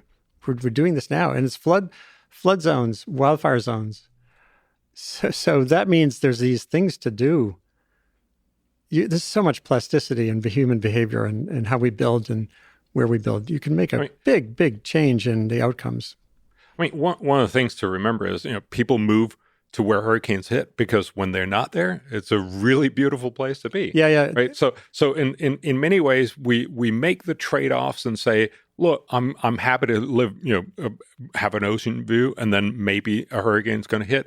And of course, it becomes a lot easier than when the federal government is actually subsidizing your risk by saying, we'll insure you really cheaply. And that's one of the things that we should stop doing. We should actually tell people, look, if you want to live where hurricanes hit, maybe you should be more careful. Yeah, by the way, what I was saying about past storms, the paleotempestology, past fires, it's the same thing. We've suppressed fire in the United States for 100 years through much of the West, through wanting to save the forests, the whole Smokey the Bear thing. Don't stop. When these were landscapes that evolved to burn. And what happened in the last 100 years? A lot of people love the West. We love these environments. We love to live with the trees. The Boulder County area, the explosive development in zones of implicit hazard leads to big bad outcomes when conditions align, and climate change is worsening some of those conditions. And sometimes it's really counterintuitive. A wet season builds more grass. A dry season comes along, parches the grass. Then comes a human ignition. It's almost always human ignitions. And then you have this disaster where 1,000 homes burn in Boulder County. And it's like, there's so many elements there that can be worked on that give me confidence that we can change these outcomes. Natural disasters are not natural. Disasters are designed, really, as some people say. Can I take a quick aside and ask about terminology of climate change and global warming? Because we use it interchangeably. It is an aside, but it's one that's worthy of taking. Do those carry different meanings? And has that meaning changed over the years between those two terms? Or are they really equivalent? Well, some people say there was this industry or propagandistic shift from, let's see, what was it? Which came first? Oh, no, they're going to climate change now, like it's a new thing, which is it's ridiculous. The Intergovernmental Panel on Climate Change in 1988 wasn't the Intergovernmental Panel on Global Warming. It was on climate change. So these terms have been there. They've been sort of evolving. When I wrote this cover story, it was the greenhouse effect. So and that's fallen out of favor. Greenhouse effect is not often talked about. Well, it's really, that's the physical effect that's holding in the heat. Well, but see, it's not a good... There's terms that mean stuff, and there's terms that are actually used in public discourse to designate what a whole umbrella of opinions you have. And I guess as me who doesn't pay attention to this carefully, you have to use terms carefully. Sure. Because people will, a noob that rolls into the topic will often use terms to mean exactly what they mean, like literally. But they actually have political implications and all that kind of stuff. So I guess I'm asking, is there are you signaling something by using global warming versus climate change? Or people have calmed down in terms of the use of these terms? No. Well, the Guardian newspaper has made it worse. Now they have their style book. Every newspaper has they prescribe, they don't want their reporters to use any of those terms anymore. They call it climate crisis, climate emergency. Oh, no. Global heating. It's literally in their rule book. Yeah. Global heating. That sounds more intense. Global heating. That was the point. Well, I wrote about the global heating thing more than a decade ago. That's been around. But, so they're doing the, what was the movie where the comedy, the rock and roll comedy, where he sets his To 11, yeah. His To amplifier 11. goes to 11. You know, the idea that you turn up the rhetorical volume and that's going to change people is ridiculous. So for me, I use global warming and climate change interchangeably, and I think it's fair. There's some technical ways that you can differentiate them, but the reality is that global warming is probably a better way to describe a lot of it, because this is really what is the main driver of what we worry about. Climate change seems a little diffuse, but it's convenient to, when you talk about climate all the time, that you can call both of them. But I think the climate crisis and the climate catastrophe is really this is the amping up of a catastrophe. And again, as we've talked about before, if it really were true, we should tell people. But if it's not true, and I think there's a lot of reasons why this is not a climate catastrophe, this is a problem, we're actually doing everyone a disservice, because we end up making people so worried that they say, we got to fix this in 12 years or whatever the number is. And also that it makes it almost impossible to have a conversation of, maybe we should be focusing on vulnerability first. And a lot of people, and I think a lot of well-meaning and well-intentioned people, feel that it's almost sacrilegious to do, to say it's about vulnerability, because you're taking away the guilt of climate change. You're taking away our focus on dealing with climate change. Whereas I think we would say, no, it's about stuff that actually works, and doing that first. Well, and by making it about carbon dioxide, you're implicitly making it about fossil fuels, which implicitly gives you another great narrative: good guy, bad guy. It's these big companies. Where's the source of alarmism? So is it the IPCC, the Intergovernmental Panel on Climate Change? Like, what? There's a chain here. Is there somebody to blame along the chain, or is this some kind of weird, complex system where everybody encourages each other? Can you point to one place? Is it the media? Is it the scientists? I think the UN Climate Panel is fundamentally a really good climate research group. You can have some quibbles with the way that they sort of summarize it in politically coordinated documents and stuff, but fundamentally, I think they do a good job of putting together all the research. This also means it's incredibly boring to read, which is why virtually nobody does it. I'm sure you have, but I'm pretty sure a lot of climate journalists have never sort of looked past at least the summary for policymakers. So the climate panel, they do they do predictions as well? No, well, they pull together all the stuff that people have published in the peer literature, and then try to summarize it and basically tell you, so what's up and down with climate change. They do that in four large volumes every 4 to 5 to 6, 7 years or something. And yes, it's I think it's the gold-plated version of what we know. There tends to be a lot of this is what they say. Actually, they say so many different places with so many different people that it's not quite clear exactly what they're saying. Often, you can sort of find contradictions between one volume with one set of authors and another. But look, I think this is fundamentally the right way that we know about climate. Mm-hmm. But then it gets translated into how do you know about this? When most people don't read these 4,000 pages, you read a news story in a newspaper, and that news story will be very, very heavily slanted towards, if you say, so sea levels could rise somewhere between 1 and 3 foot, what do you hear? You obviously hear the 3 foot. 3 foot is just, more fun, more scary, more interesting than 1 foot. And it's that way with all of these, so what's the prediction for temperature rises? It's somewhere from not very scary to pretty damn scary. And again, you hear the pretty damn scary all the time. And then there's obviously always researchers who are saying, well, but actually it could be a little more scary than that. And then there are likewise researchers who say, well, it's probably not going to be as scary as that.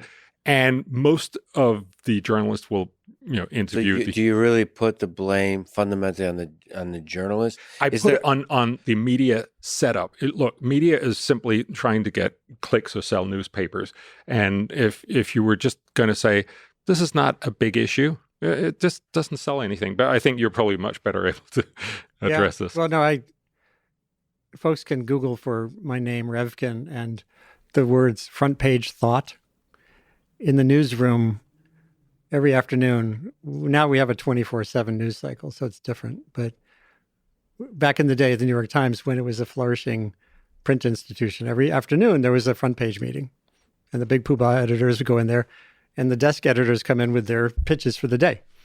And my friend Corey Dean, who was the science editor for a chunk of my time, I remember having a conversation with her about some new study of, I think it was Greenland, the ice sheet, and I laid it out for her, and she said, "Where's the front page thought in that?"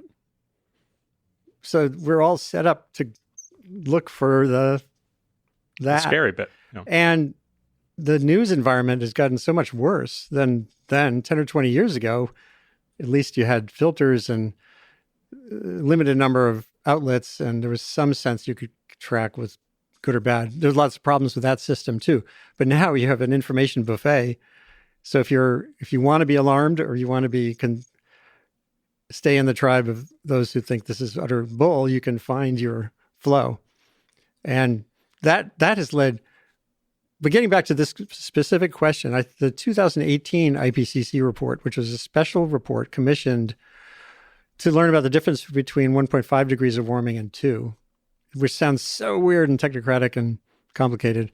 That's the one that generated the whole meme about 8 years left. 12 years. Till doomsday. Then, yeah, it was 2030. And that's Can the you one. explain the meme? This was the idea that there's a point if we don't cut emissions in half by whatever it was, 2050, we're doomed. That emerged from that specific report. And it wasn't something that was in the report. It was in the spin around the report. And that's what captivated Greta appropriately as a young person going, and with her unique vantage point and stuff. And that report, I still need to dig in and write something deeper about what happened with that particular dynamics, created this recent burst of we're doomed rhetoric that I think you're focusing on. And it's all in the external interpretations, which journalism laps up because we're looking for the front page thought. But it's not just the journalists, it's the whole system, NGOs, environmental groups. And developing country, well-meaning leaders in developing countries, because of the structure of this treaty that goes back to 1992, that's the Paris Agreement is part of, they are now really looking for a way to portray this as a CO2 problem, not a vulnerability. Well, there's a vulnerability aspect, but like in Pakistan, their climate minister, which they didn't even have a climate minister 5 years ago, is blaming everything that happened in Pakistan on carbon dioxide warming the climate, creating this, when a lot of what was going on was also on the ground. And you can blame colonialism, Pakistan's history, all kinds of things. But under the treaty, you want it to be about CO2 because that puts the onus on rich countries. You're not paying us. Where's our money? And they're right, in the context of what everyone agreed to. There was supposed to be $100 billion a year from rich countries to poor countries starting in 2020. It didn't happen. It's like basically some money is flowing, but it's not really made meaningful. Up money. Yeah. And so that whole dynamic, they latch on to the climate science and they so they're there and they're very handy, quotable people. And you have a justice angle, you have bad guys and good guys, which fits all of these narrative threads that come together into this information storm we're still living with. And then, of course, it's not Pakistan's fault either, right? I mean, it also actually, almost all leaders now say it's because of climate, because then It's not, we didn't do anything wrong. In Germany, for instance, when we had that flood last year, it's not implausible that climate had a part in that. But it's very, very clear that the main reason why so many people died in Germany and Belgium was because the alarm systems didn't work. And this was plainly the local leaders in Germany. Now, if I'm stuck here and basically have caused the death of 200 people, would I rather say, yeah, that's on me, or would I say climate? And all the time. It's just such an easy scapegoat. I don't want to place it all on the journalists, I think, because there's a lot of, if I were to think about, what did you call it, front page thought, there's a lot of really narratives that result in destruction of the human species. So nuclear war, pandemics, all that kind of stuff. It seems like climate is a sticky one. So the fact that it's sticky means there's other interests at play, like you guys are talking about, in terms of politics, all that kind of stuff. So it's not just the journalists. I feel like journalists will try anything for the front page, but it won't stick unless there is bigger interests at play for which these narratives are useful. So journalists will just throw stuff out there and see if it gets clicks, and it's like a first spark maybe. It's maybe a tiny catalyst of the initial steps, but it has to be picked up by the politicians, by interest groups, and all that kind of stuff. Let me ask you, Bjørn, about the first part of the subtitle: How climate change panic costs us trillions. How does climate change panic cost us trillions? So we're basically deciding to make policies that'll have fairly little impact, even in 50 or 100 years, that literally cost trillions of dollars. So, give you two examples. So the European Union is trying to go to net zero. So our attempt to go halfway there by 2030 will cost about $1 trillion a year. And yet the net impact will be almost unmeasurable by the end of the century. Why is that? That's because the EU and the rich countries is a fairly small part of the emissions that are going to come out in the 21st century. Now, we used to be a big part of it. That's mainly because nobody else, it was just the US and Europe and a few others that put out CO2 in the 20th century. So we used to be big, but in the 21st century, we'll be a small bit player. And so we're basically spending a lot of money. And remember, $1 trillion is a lot of money that could have been spent on a lot of things that could have made humanity better, on something that will only make us tiny bit better. Now, it will do some good, but the reasonable estimates is if you do a cost-benefit analysis, and again, technically it's really, really complicated, but the basic idea is very, very simple. You just simply say, what are all the costs on one side, and what are all the benefits? So the costs are mainly that we have to live with more expensive energy. You have to forego some opportunities. You have to have more complicated services, that kind of thing. The benefit is that you cut carbon emissions, and that eventually means that you'll have less climate damage. You'll have lower temperature rises and so on.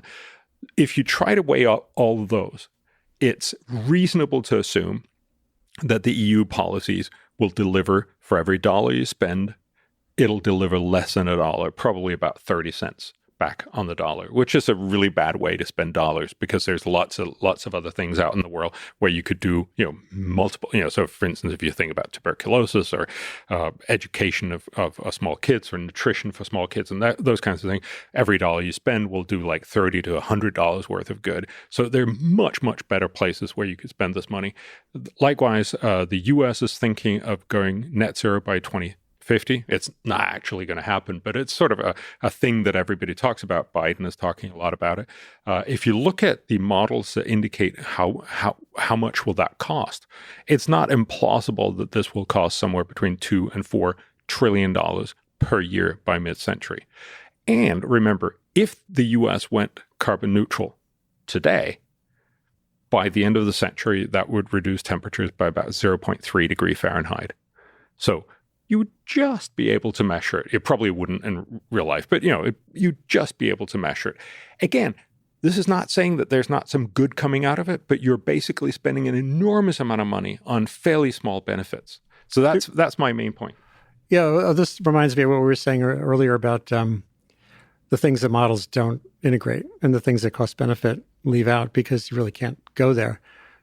One of the issues facing the world right now is the reality that we're reminded of, that energy availability is a geopolitical destabilizer. If you have uneven access to energy and you have Vladimir Putin coming into office or something else happening that disrupts that system, you're vastly increasing poverty. This is playing out across the world. Fertilizer prices. Fertilizer comes from gas, natural gas.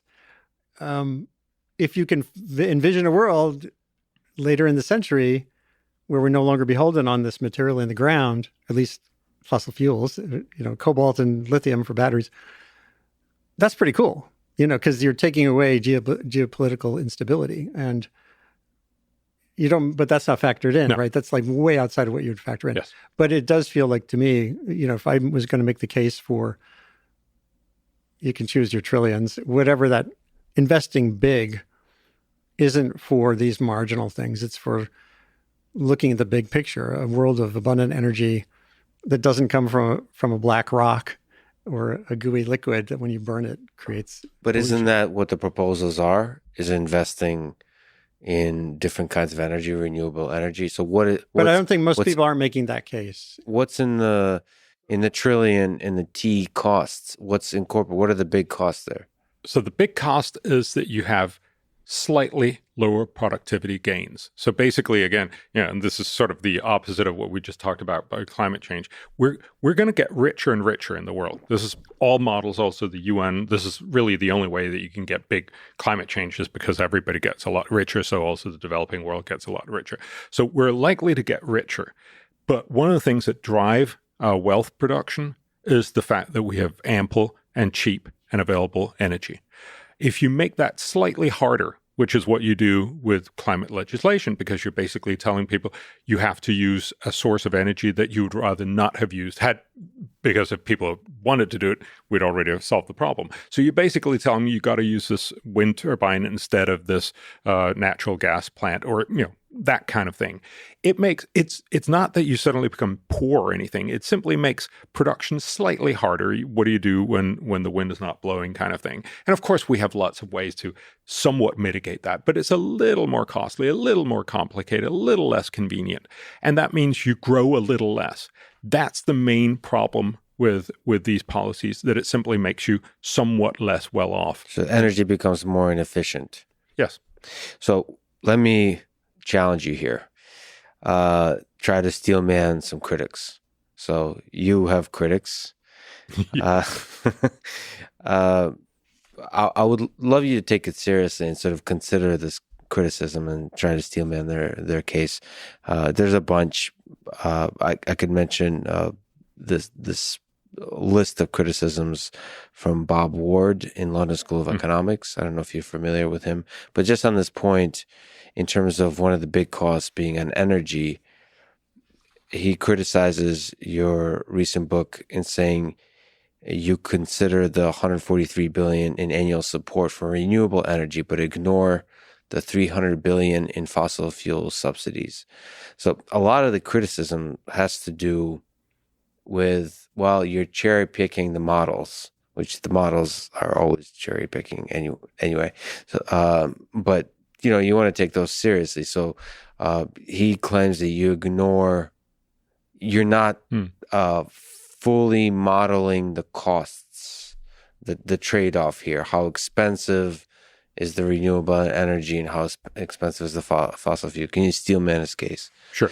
So two things. The first, the quote, it's absolutely true that the world spends a large chunk of money on fossil fuels, and that's just stupid, and we should stop doing it. We should also recognize that this is not rich countries. This is not the countries where we're talking about climate change. This is poor countries. This is Saudi Arabia. No, that's actually not a terribly poor country. It's China. It's Indonesia. It's Russia. It's places where you're basically paying off your population, just like that you subsidize bread. You make sure that they don't rebel by making cheap fuels available. That's dumb. But it's not like they don't know what they're doing. They're mostly doing this for things that have nothing to do with climate. So I totally agree we should get rid of it. It's hard to do. Indonesia's actually somewhat managed to get rid of it, because remember, if you spend a lot of money on fossil fuel subsidies, you're basically subsidizing the rich, because poor people don't have a car. It's the rich people who can now buy very cheap gasoline. That's unjust as well. So it's dumb in so many different ways. I would never argue that you shouldn't do it. I've plenty of times said we should stop that. But we should also recognize these are mostly regimes that are not going to be taken over either by my argument or Bob Ward's or anyone else's. They're doing this for totally different reasons. Now, on the model side, there is virtually no model that don't show, economic model that don't show this has a cost. And that's the fundamental point, is that this is sort of a basic point from economics. The system is already working most effectively, because if it wasn't, you could actually make money changing over. So if you want to have a change outside of what the system is already doing, it's because you're saying you have to do something that you rather not want to do, namely use an energy source that is less convenient or less cost effective, and so on. And that will incur a cost. Now, there's huge discussion about just exactly how much cost is that. So there's definitely a cost. Is the cost going to be 1 or 5 trillion? That's absolutely a discussion about where do you take your models from. I try to do, and again, this is not possible everywhere, I try to actually take the average of all of the economic models. So there's a group called the Stanford Energy Modeling Forum, which tries to pull together all these different groups that do the modeling. So some models, a lot of this cost actually comes down to the fact that we don't quite know how much more fossil fuels you're going to need in the future. And so if your projections are you're not going to use that much, the cost of reducing it is going to be very small. If you think you're going to use a ton of extra fossil fuels and you have to reduce that, the cost is going to be bigger. So I think that's just one of the variables. Yeah. And there's many, many, many more. I think the point here is to say that if you take the average of all the best model is sort of aggregated, for instance, at the Stanford Energy Modeling Forum, you're pretty secure ground. And so again, I would argue that Bob Ward, yes, I've had a lot of run-ins with Bob Ward, and he has a very different set of views on things. But I just don't think he's right in saying that I'm cherry picking. Well, yes, and I mean he also has similar criticism about the estimate of the EU cost of climate action based on the NOP 2013 model. But ultimately, these criticisms have to do is like, what are the sources for the different models?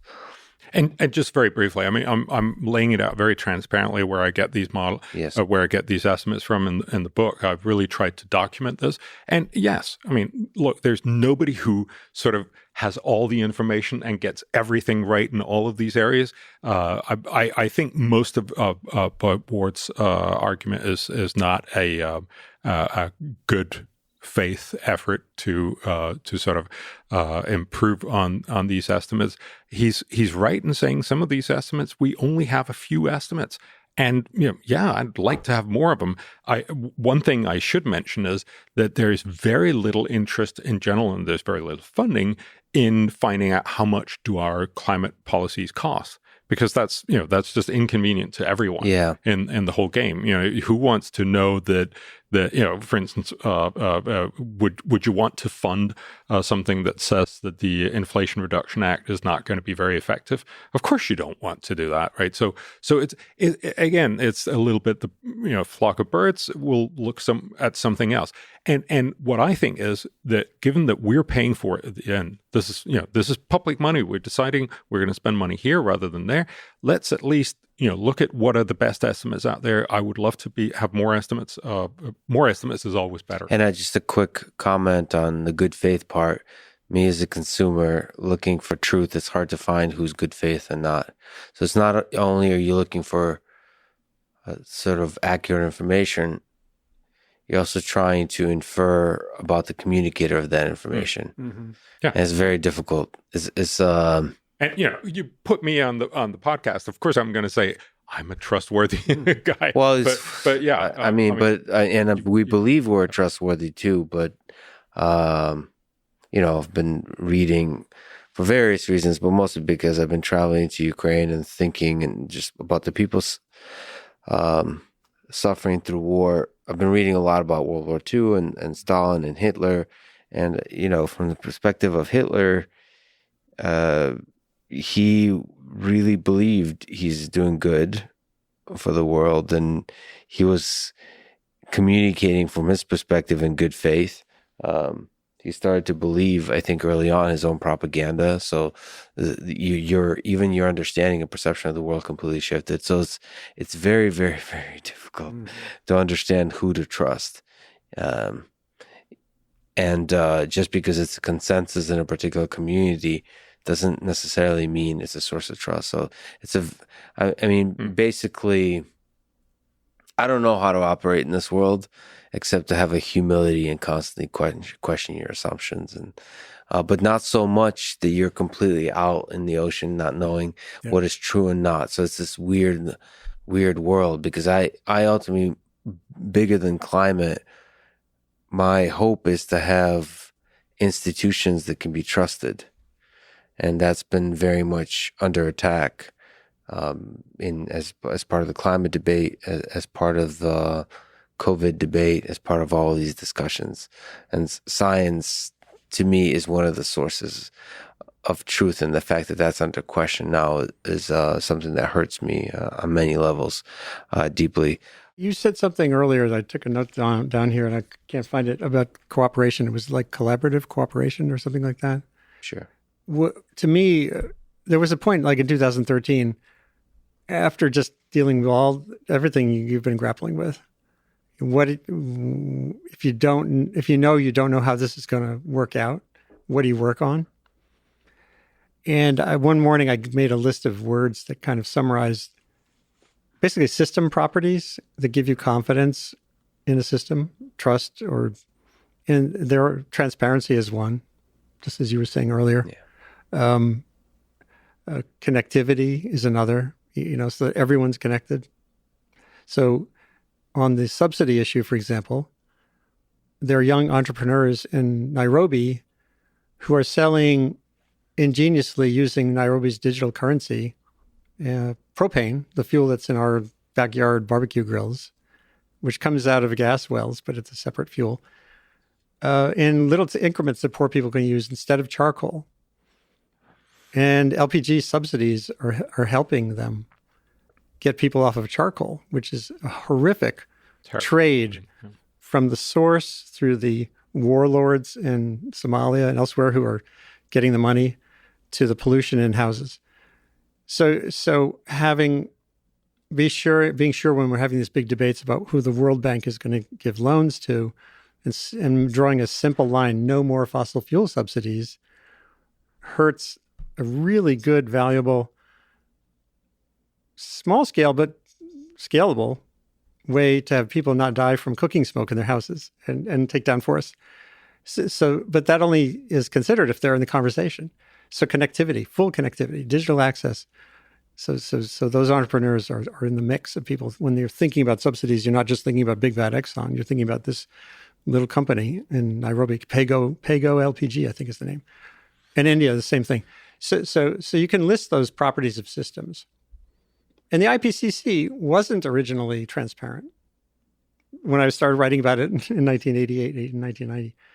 And now it's way more transparent. They have more public review.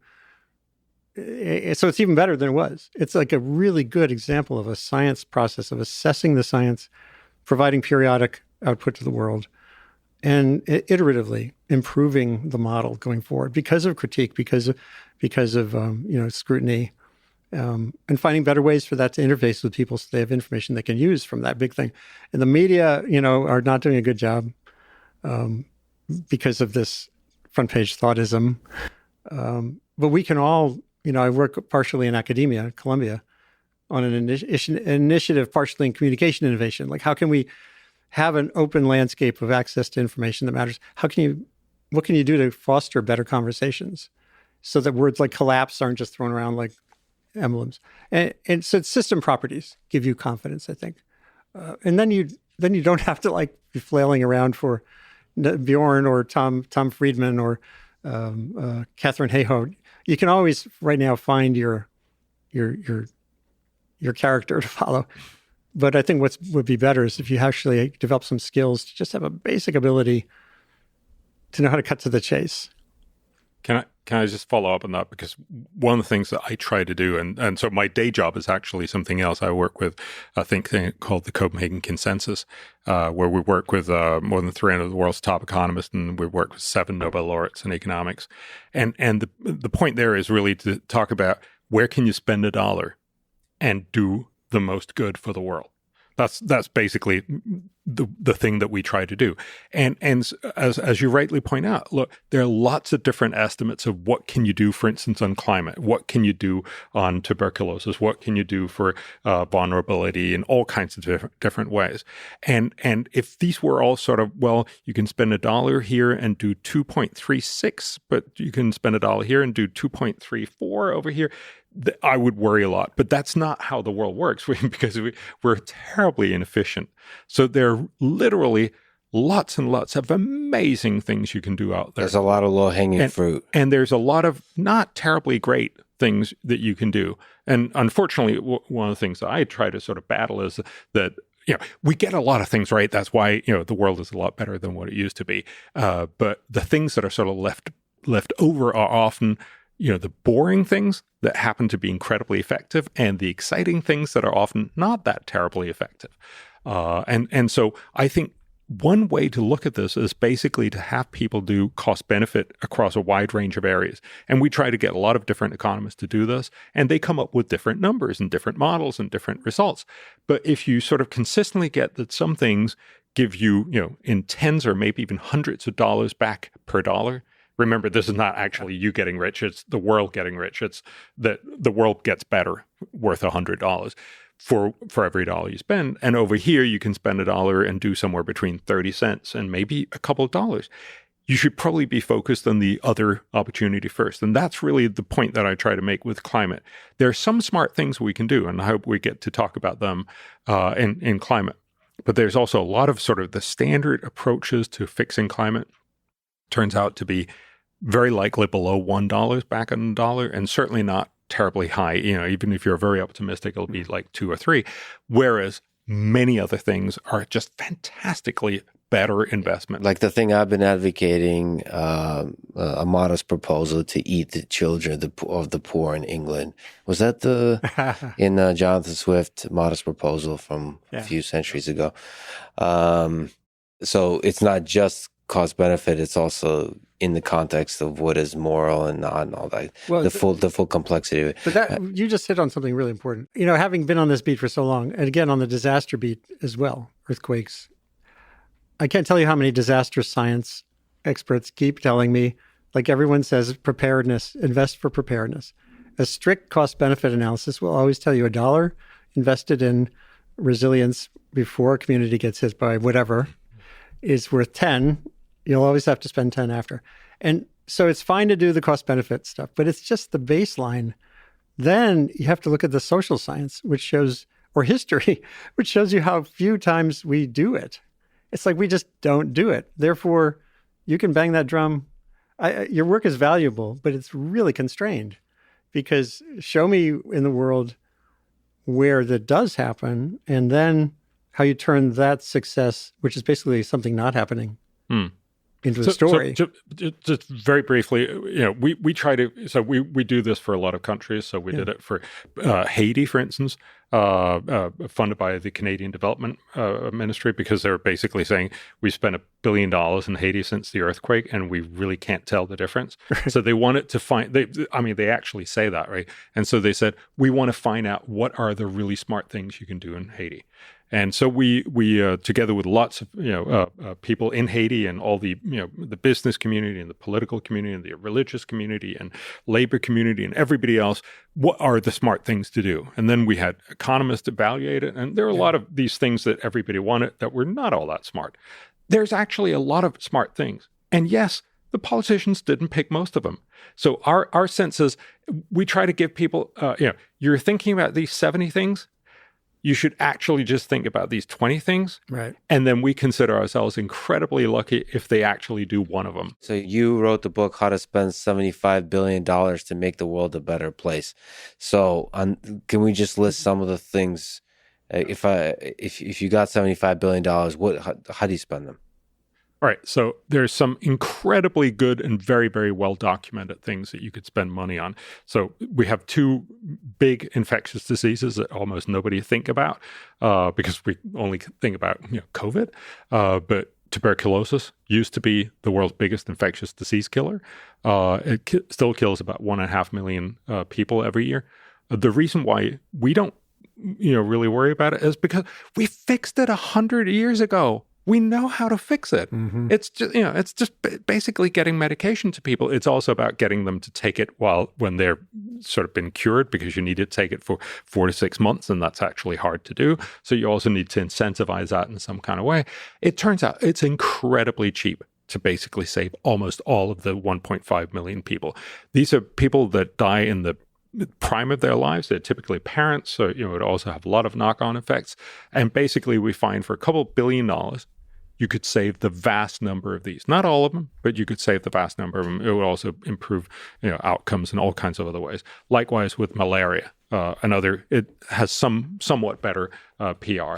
It's funny to think of malaria as PR and tuberculosis not. They need to improve their PR department. Well, but those mosquitoes with a good PR. But by far the biggest infectious disease that got good PR, if you will, was HIV, right? Yes. And I'm not trying to compare and say, oh, it's worse or better to have HIV than tuberculosis or anything. But I'm simply saying we are underfunding because it doesn't really get the public attention. We just, we don't. But really spending care. money on that has, in terms of benefit, a much bigger impact. So every dollar you spend on TB will probably do about $43 worth of good. So it'll do an amazing amount of good, basically because it'll save lives. It'll make sure parents stay with their kids and be more productive in their communities. And it'll have a lot of knock-on effects. And it's incredibly cheap to do.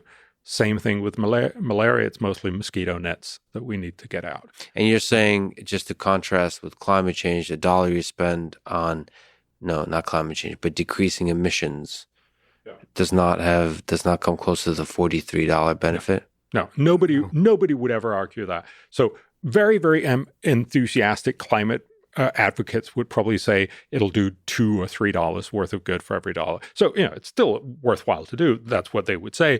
I would argue, and I think a lot of the evidence seems to side that way, that a lot of the things that we're doing deliver actually less than $1 back. But it's certainly not in nearly the same kind of place. But there's many, many other things. And, just if you'll allow me to. Yes, please. I love this. But, there are lots of other things, for instance, e-procurement. Mm-hmm. So, it's incredibly boring. So most developing countries, well, actually most governments, spend most of their money on procurement. It's typically incredibly corrupt. So we did this project for Bangladesh. Can you explain procurement? Yes. So that's governments buying stuff. So a large part of the government revenue is spent on buying anything from Post-it notes to roads. And obviously, roads are much, much more expensive. It's mostly infrastructure stuff. Hugely corrupt. For instance, in Bangladesh, it would already have been decided among the ruling elite in that local area who's going to get this. So they'll have this bidding competition where you have to hand in an envelope, a sealed envelope with your bid on it. But you put a goon outside the office. So you literally physically can't get in with your bid. Now, what we found, and this is, I'm not claiming any sort of ownership to this. A lot of smart people have done this way before. We're just simply proving that it's a good idea. It turns out that if you put this on eBay, essentially, so if you do an e-procurement system where bidders can come in, suddenly it becomes harder to put up the goon. You can still do it, but it's harder to do it. It also means you get bids from all over Bangladesh. And in general, you'll get bids from all over. It actually turns out you get better quality. But most important is you get it much cheaper. So basically, you can simply save money. So we did a scaled experiment in Bangladesh where we had about 4% go to be e-procurement. And you could compare what it would have cost and then what it did cost. And the average reduction was, as I remember, it's 7%. And the finance minister loved it, because that basically gives him a lot more money, or, you can buy more stuff at the same cost. It reduces corruption. So it's basically you get rid of some corruption. There'll still be corruption, but less corruption. Right. Ukraine has actually been big on this. I've talked to him. I talked to the digital transformation minister. It's kind of incredible. I mean, this is before the war, but still working. It's like the entirety of the government is in an app.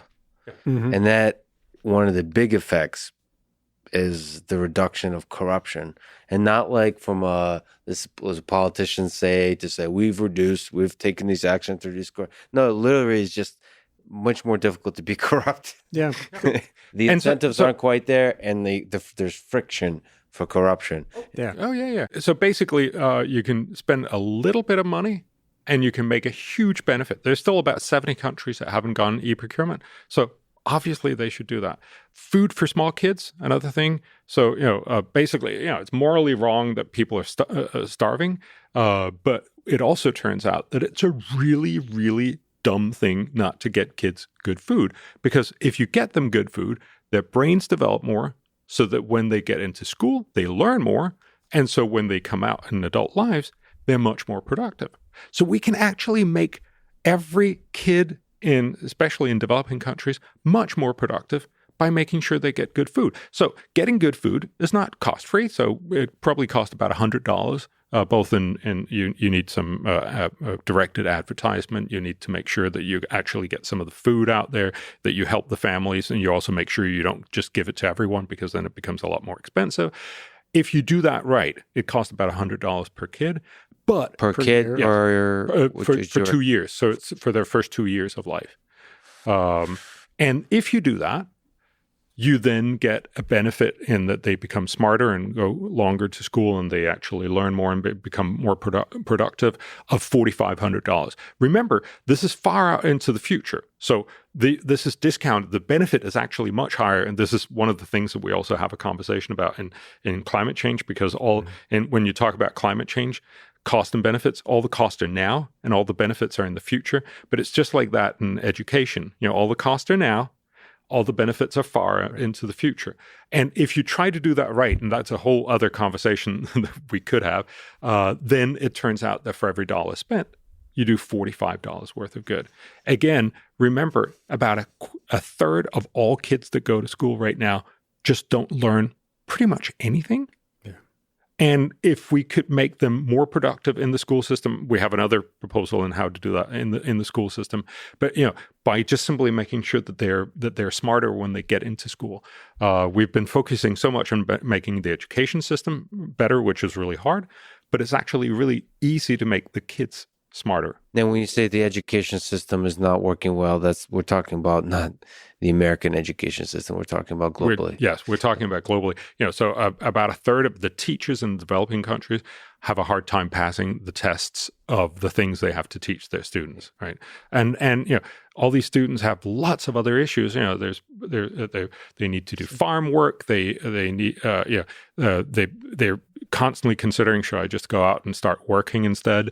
There's constant disruption. There's a lot of teachers that don't show up. In India, you had this absurd situation where all the teachers are basically paid and hired for eternity, for the rest of their lives. And so not surprisingly, a lot of them decide not to show up. So now they've hired assistant teachers that basically have taken over. So they're paying, for, I think it's 7 million teachers that, I'm not saying they're not all not working, but a lot of them are not working as much as they should. And we've now hired another 7 million teachers that will eventually, stop working as well. They're working much better right now because they're not on permanent contracts, but eventually they'll get on permanent contracts, and then you have the same problem again. There's lots of these issues, and it's just simply about saying we can't fix all problems. But there are some problems that are incredibly easy to solve, and there are some that are incredibly hard to solve. Why don't we start with solving the easy and effective ones? And this, of course, bears on that whole conversation on climate change, because in some ways, that's also Andy's point of saying, look, if you want to save people from the impacts of hurricanes, let's fix the simple, easy things about vulnerability first. Whereas we have somehow latched onto this, let's fix the hardest thing to do, which is to get everyone to stop using fossil fuels, which is basically what's driven the last 200 years of development. That's a tall order, no matter how you look at it. There's some really cool elements that you guys just brought up. You mentioned that word moral before. I latched onto it because it relates to these timescales that really are immeasurable. If you know it's going to take decades to confirm the benefit of some investment now, that implies you're doing the investment with some moral imperative. not because you can do a spreadsheet and come up with a number. And that process, letting go of the need for kind of a mechanistic cost-benefit approach, and thinking about kids' education in poor countries, or several things we talked about, seems to be really important, and it's very hard for all of us to do.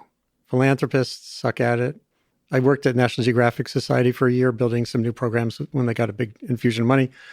They have a whole department that's called M&E. It's measurement and evaluation, which is if you don't prove it, it goes away.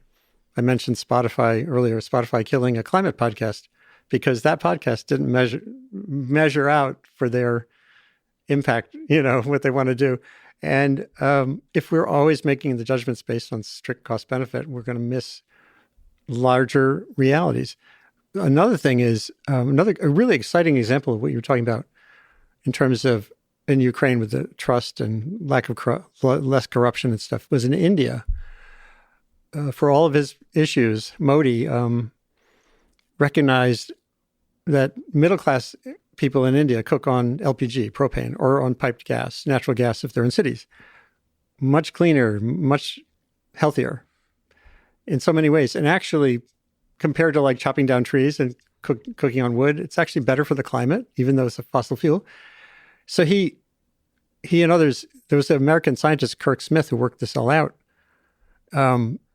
If you find a way, you had to. They were getting a subsidy. They had that energy subsidy. You were talking about many poor countries subsidize energy just to stay in office, to make something cheap that everyone wants. But they wanted to shift the subsidy away from the middle class to the poor people who are cooking on firewood and dying young from pneumonia.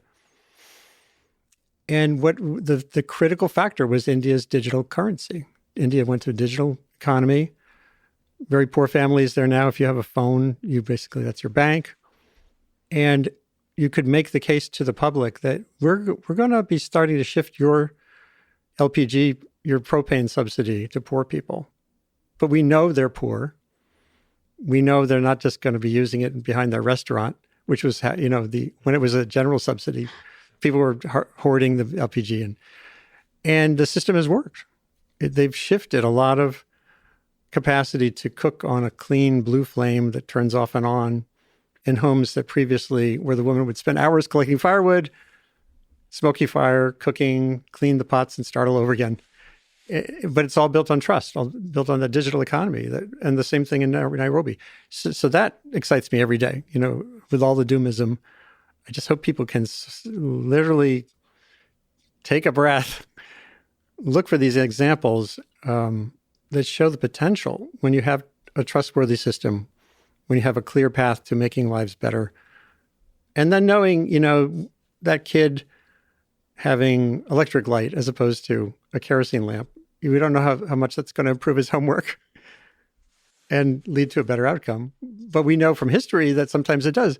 Ban Ki-moon, former Secretary General, told the most powerful story I ever heard from a UN Secretary General was like 2012 when they were rolling out this Sustainable Energy for All initiative, which is not just climate. It was just like getting people energy they need to survive and thrive. He was growing up in post-war Korea. Everyone was poor. Everything was broken, destroyed. Sadly, like so much of many parts of Ukraine. And he would do his homework by kerosene lamp. He said when he was studying for his finals, his mom would give him a candle because it was a brighter flame, better grades maybe. And he became Secretary General. It's a hell of a story.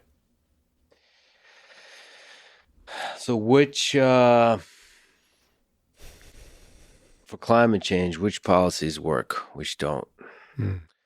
Which are, when we look at this formula of $1 in, $45 out, for climate change, what policies for dollar in and dollar out are good and which are not? Yep. So we actually did a whole project back in 2009 when the whole world circus was coming to Copenhagen, and we were going to save the world there. We brought together about 50 climate economists and 3 Nobel laureates to look at where can you spend $1 and do the most good for climate. And what they found was a lot of these things, as we've been talking about before, that basically investing in the current sort of technology that we're trying very hard is at best a pretty dicey outcome. Much of it's probably less than $1 back in the dollar. There's some investments on adaptation, for instance, that's pretty good, but it's sort of $2-3 back in the dollar. Oh, what is adaptation? The obvious thing is that you build a dike for a sea level rise, or that you make people, you get some apps that people know that there's a hurricane coming, or that, so you can adapt adapt the infrastructure, right? Yes. The physical and the digital infrastructure. Yes. The point is that people are really good at doing this already because they have a strong incentive to do it. So the extra thing that governments can do outside is somewhat good, but it's not amazing or anything. What we found by far the best investment in the long run was on investment in energy innovation. So, and I think this also sort of corresponds with what we would think in general. If we could innovate, so, for instance, Bill Gates is arguing we should have fourth generation nuclear. So the next, more advanced than what we currently have in third generation nuclear, which would be industrial scale process. You'd just be building these, modular nuclear power plants. They would be, instead of being these artwork that we design once for every different plant, which is one of the reasons why they're so expensive, they would just be mass produced, and you'd have one, they would all be recognized in one go. So it'd be much cheaper. They would also be passively safe. So if all the power goes, they'll shut down rather than go boom. So that's another very good thing. And then they'll also be very hard to transform into nuclear weapons. So you can actually imagine them being out in a lot of different places where we'd perhaps be a little worried about having, plutonium lying around.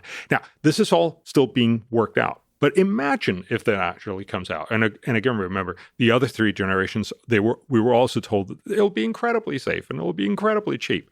And it didn't turn out that way. So let's wait. But it could be. And so the argument is invest in these ideas, for instance, fourth generation nuclear. And if fourth generation nuclear becomes cheaper than fossil fuels, we're done. Everyone will just switch, not just rich, well-meaning Americans or Europeans, but also the Chinese, the Indians, everybody in Africa, the rest of the Indian subcontinent. That's how you fix these issues, right? So the idea here is to say, instead of thinking that we can sort of push people to do stuff they really don't want to do, which is basically saying let's use more of the the solar and wind that you would otherwise have invested in, force people to buy an electric car by giving huge subsidies because otherwise they're clearly not all that interested in buying it and so on, then get the innovation such that they become cheaper than fossil fuels and everyone will switch. This is how we've solved problems in the past. If you think in Los Angeles in the 1950s was a hugely polluted place, mostly because of cars. The sort of standard climate approach today would be to tell everyone in Los Angeles, I'm sorry, could you just walk instead? Yeah. And of course, that just doesn't work. That doesn't pay off. You never get, politicians voted in office, or at least staying in office, if you make that kind of policy. What did solve the problem was the innovation of the catalytic converter. You basically get this little gizmo, and it costs a couple $100. You put it on your tailpipe, and then you can drive around basically almost not pollute. Mm-hmm. And that's how you fix the air pollution in Los Angeles. Basically, we've solved all problems in humanity, all big, difficult problems, with innovation. We haven't solved it by telling everyone, I'm sorry, could you be a little less comfortable and a little more cold and a little poorer? And believing that can go on for decades, and while it possibly works in some pockets of the U.S. and I think actually in large parts of Europe at least it used to, the war in Ukraine is definitely sort of changing that whole perspective. But there's a willingness to say we're going to suffer a little, but then we'll fix this problem. But the point is we're going to be willing to suffer a little, and so fix a tiny bit of the climate problem, instead of actually focusing on innovation. So what we found was if you spend $1 on innovation, you will probably avoid about $11 of climate damage in the long run, which is a great investment. And the terrible thing is we have not been doing this. So because everybody is focused on saying we need this solution within the next 12 years, it means you're not thinking about the innovation. We're actually spending less money, not more money, on innovation globally. So everyone is focusing on reducing carbon emission versus innovating on alternate energy. You're basically focusing on putting the existing solar panels or wind turbines, which are either just about inefficient or inefficient, instead of making the next generation, or it's more likely the 10th generation after that, that comes with lots of battery backup power, or fourth generation nuclear, or Craig Venter has this great idea. Craig Venter, the guy who cracked the human genome back in 2000, he has this idea of growing algae out on the ocean surface. These algae, they'd be genetically modified, and they would basically soak up sunlight and CO2 and produce oil. Then we could basically just grow our own Saudi Arabia out on the ocean surface, and we'd harvest it. We'd keep our entire fossil fuel economy, but it'd now be net zero because we just soaked up the CO2 out there. $1 invested in the portfolio of different ideas gives $11 back. I first wrote about that in the New York Times. It was one of my actual page one stories. In 2006, it was declining R&D in energy at a time of global warming. And the baseline is so low for this that it's a super bargain. We were during the energy crisis, the first energy crisis in the 70s, before the current one. Our annual spending in the United States in constant dollars on R&D, research and development for energy, was about $5 billion. And then it's just dribbled away since then. And recently now, there's a big burst of new money coming through these new bills that got passed. But what I was told over and over again by people in that arena is you can't just have these little bubbles of investment. You don't get young people away from thinking about Wall Street for jobs toward thinking about energy innovation if there isn't like a future there. And a lot of in the United States and Europe, the presumption was the way to that future was taxing carbon. Make that so punitive that you're basically evening the landscape for cleaner stuff that's more expensive. That has failed completely. There are little examples in Europe where it's working.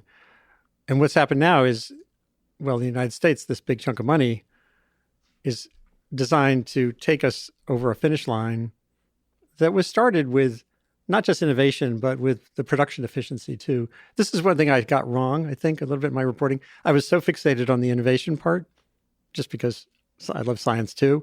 I saw this untapped possibility that others were saying, no, production efficiency, the more people are producing batteries, the cheaper they'll get. This is Elon Musk's path, and many others. And it really is both. So when you were talking about purchasing power for governments, for example, that can stimulate production capacity for batteries or whatever the good thing is and take you down faster. And it's all about getting that margin of the new thing out competing the old. And it's not just innovation. It has so many parts of the pipeline that need to be nurtured. And the other thing is relative cost. The United States, when I was writing about this in 2006, our budget for DARPA, the Advanced Research Project Agency for the Defense Department, for science, was $80 billion a year. For health, for medical frontier research on cancer and stuff, $40 billion. Energy was 2 or 3. So we weren't taking this remotely seriously. So now that if we get that up, to me, there's like this level. We're taking something seriously when it's like in the tens of billions for R&D. It's not that R&D will solve the problem, but it's a proxy for what we really care about. We care a shitload about defense. What's the defense budget in the United States now? Like $800 billion? It's some insane number. Who's counting when you're having fun? Yeah. And so innovation is not just like for the better, camera, the better solar panel, the better battery.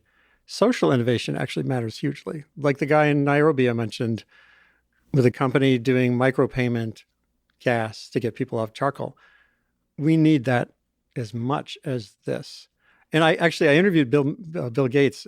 We had spent an hour with him in Seattle in 2016. Was when he was rolling out his breakthrough energy thing. I got to spend, it was 45 minutes, me and Bill Gates, which was pretty fun. But I brought this up. I said, because he's all about the new nuclear thing that will solve the world's problems. And yes. But we he also brought up nuclear. Sorry to interrupt. Oh, he did. Oh, sure. Oh, Yeah. interesting. So he's interested in one of the. Oh, he's investing heavily in nuclear, but he invests in everything. He's got a big portfolio. But I brought up a guy I met in India who runs a little outfit called Celco that they do really interesting, cool village to village. They're like an energy analyst will come to your house here in the States and tell you how to weatherize your house, but they do it at the village scale. And in a village that has where they're milling wheat, he'll put in a solar-powered wheat mill. And, that's not going to solve the world's problems, but it gives them a way to control their energy. They don't have to buy something to grind their wheat.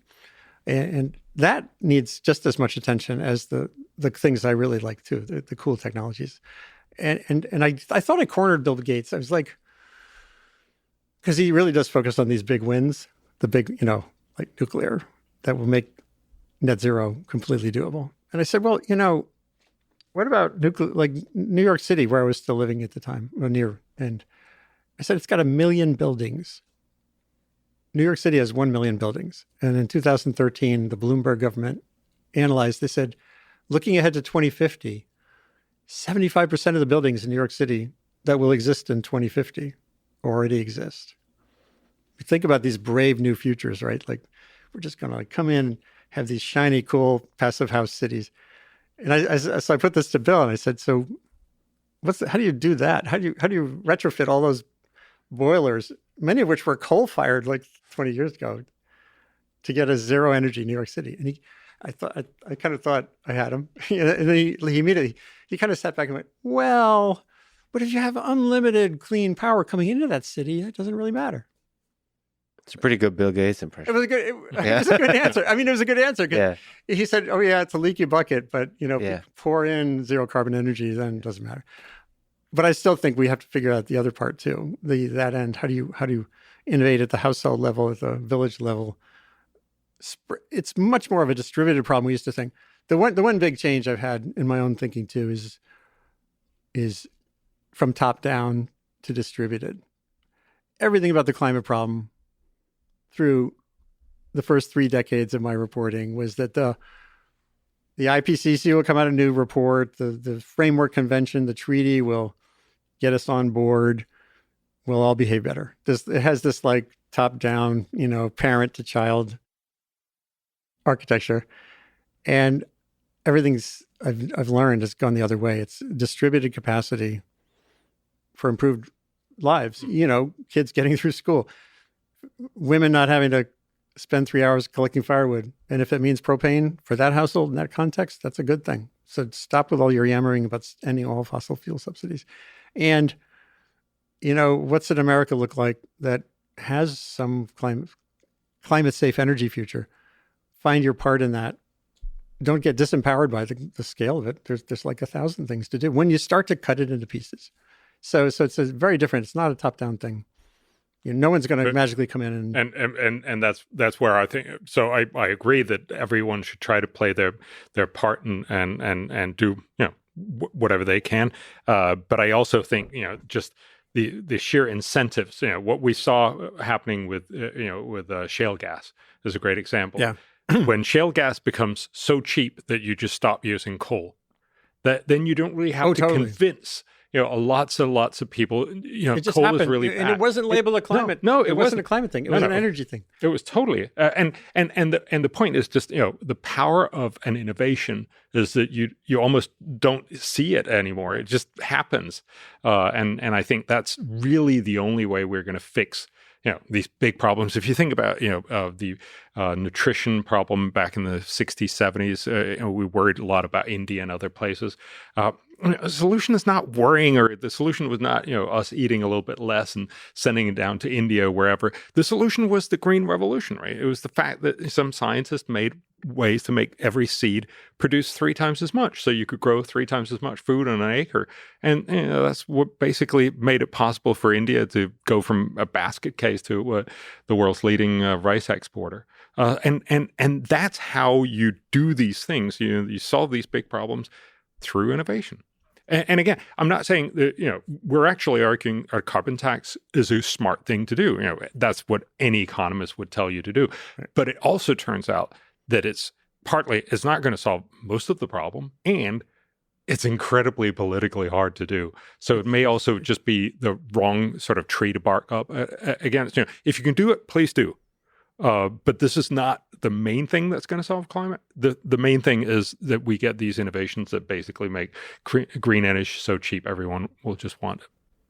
We mentioned nuclear quite a few times. Yeah. That, there was for a long time. It seems to have shifted recently. Maybe you can clarify and educate me on this. But for the longest time, people thought that nuclear is almost unclean energy or dangerous energy or all that kind of stuff. When did that shift? What was the source of that alarmism? And what maybe is that a case study of how alarmism can turn into a productive, constructive policy? Productive from whose standpoint?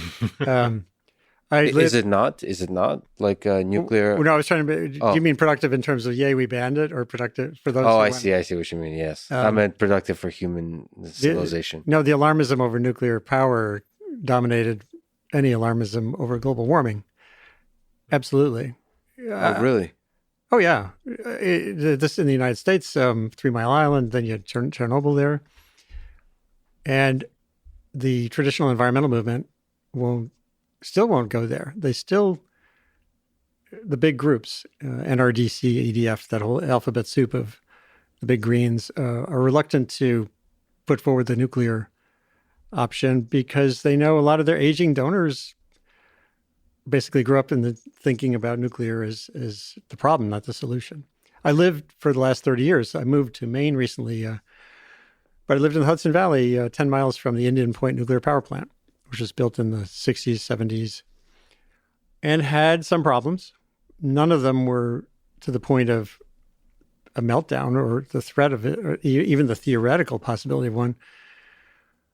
I was in it twice as a reporter, looking down in the cooling pool. I can send you a fun video of bubbles in the cooling pool with the rods. And progressively, they demonstrated how to handle waste. In the United States now, the waste is, because we haven't figured out how to move it across state lines, it's glassified. It's put into kind of containers that sit there at the plant. We just simply don't have a long-term solution. The Nevada politicians were successful in saying not here, not Yucca Mountain. But my wife, who I've been married to, I met 30 years ago, and she lives with me. She's an environmental educator. She was very happy when Cuomo shut it down, said we're going to shut it down 3 or 4 years ago, which just happened a year. It actually is shut down now. It's being mothballed. And I was like, that sucks. We need it. But she's happy.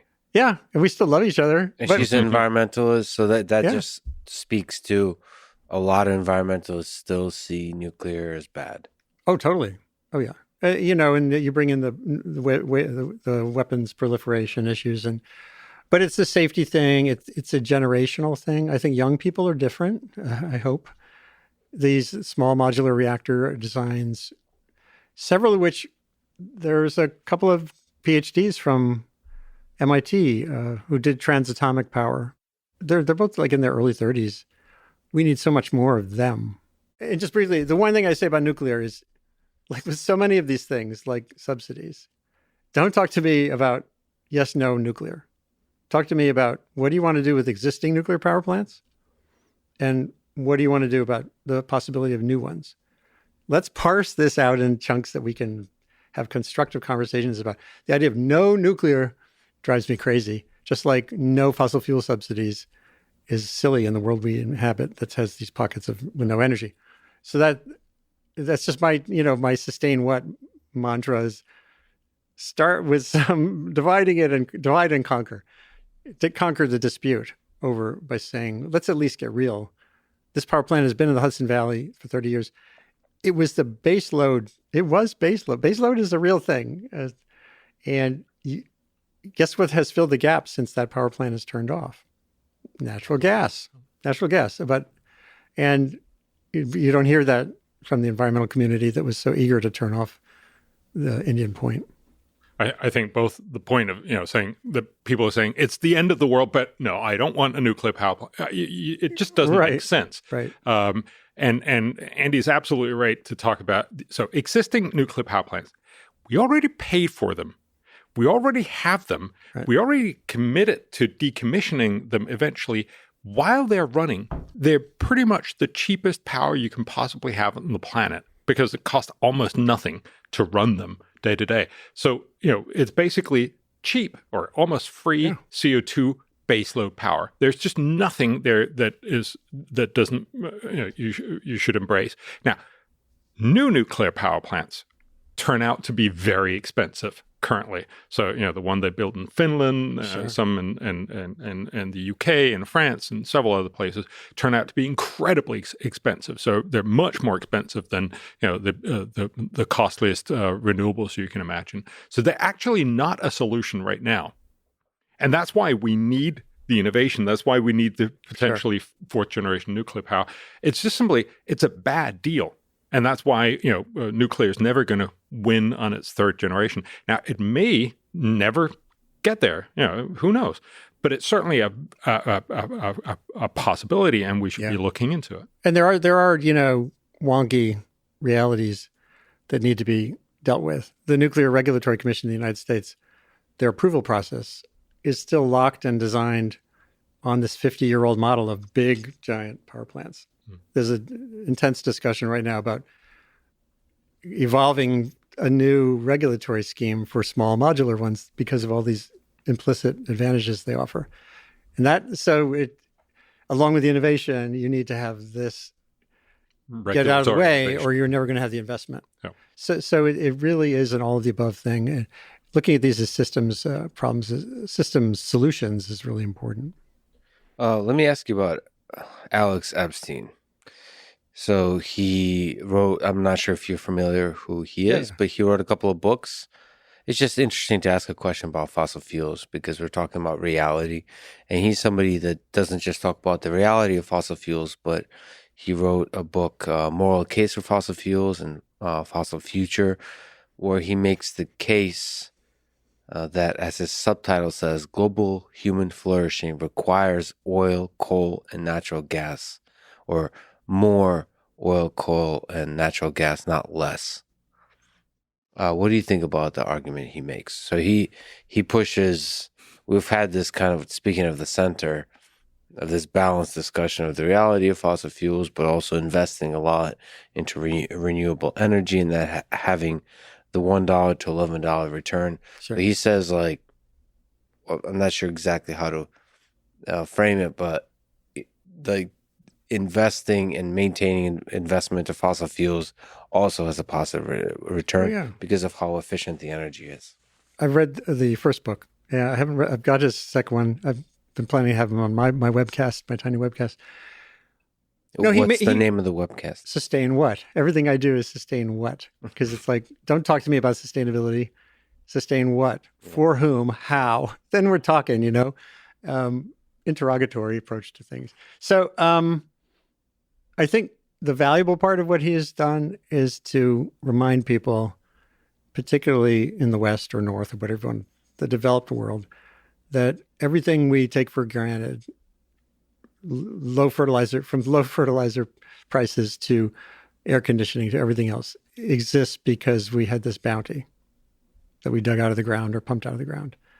It's a boon. It's been an amazing boon to society, period. So start there, which means going forward, what we're talking about is a substitution or having your fossil fuels and eating it too, meaning getting rid of the carbon dioxide. If you focus on the carbon dioxide, which is the thing warming the planet, not the burning of the fuels, then that's another way forward that could sustain fossil fuels.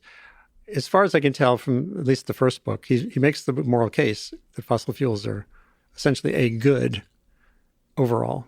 I don't think he adequately accounts for the need to stop global warming. I think that we have to slowing global warming is a fundamental need in this century we're in. And that's just not factored into his math. Well, I think that's where, And I've had a few sort of offline conversation with him. I think he said, because I mentioned I'm talking to the two of you, he said that that's probably where he disagrees about sort of the level of threat that global warming causes. Well, Steve Koonin is another one. He's a brilliant guy. He lived right close to me in the Hudson Valley. He was in the Obama administration energy department. It's Koonin. He wrote a bestseller that came out recently on skepticism about climate. There are other smart people who somehow feel we can literally adapt our way forward without any constraint on the gases changing the climate. And I've spent enough time on this. I think I'm a pretty level-headed reporter when it comes to this issue. And I think having some sense that we can adapt our way into the world we're building through relentless climate change with no new normal. Remember, more gas accumulating in the air every year. These are not static moments. That's a good thing to do doesn't strike me as smart. I'd probably say that I think it's more sort of at least the thing that I take away from Alex is the fact, as you point out, that we need to recognize that fossil fuels is basically the backbone of our society today.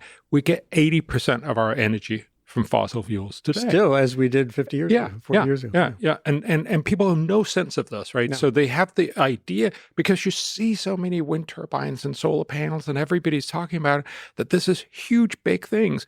But the reality is, remember, only about a fifth of all energy use is electricity. The rest is, in processes and heating, industrial processes, and so on.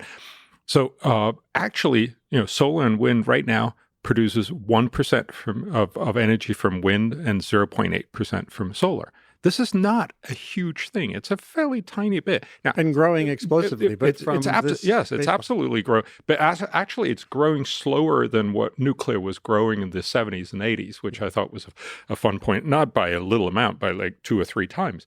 So we're still talking about something which is somewhat boutique, at least. And when you then look out into the future, and I think this is the interesting part of it, when you look out into the future, if you look at the Biden administration's own estimate of what will happen by 2050, we will be at, if all countries do all the stuff that they promised and everything, we will be at 70% fossil fuels by 2050 globally. This is just, yes, it's a better world. I think it's good that we're now down to 70 instead of 80, but it is still a world that's fundamentally dependent on fossil fuels for almost everything that we really like about the world. And forgetting that, and I think we are doing that in the sense, as you also mentioned, that people say no fossil fuels, and we're in all development organizations, we're now telling the poor countries you can't get any funding for anything that has to do with fossil fuels. We have literally reduced our investment in oil and gas by more than half since 2014, and much of this is because of climate concerns.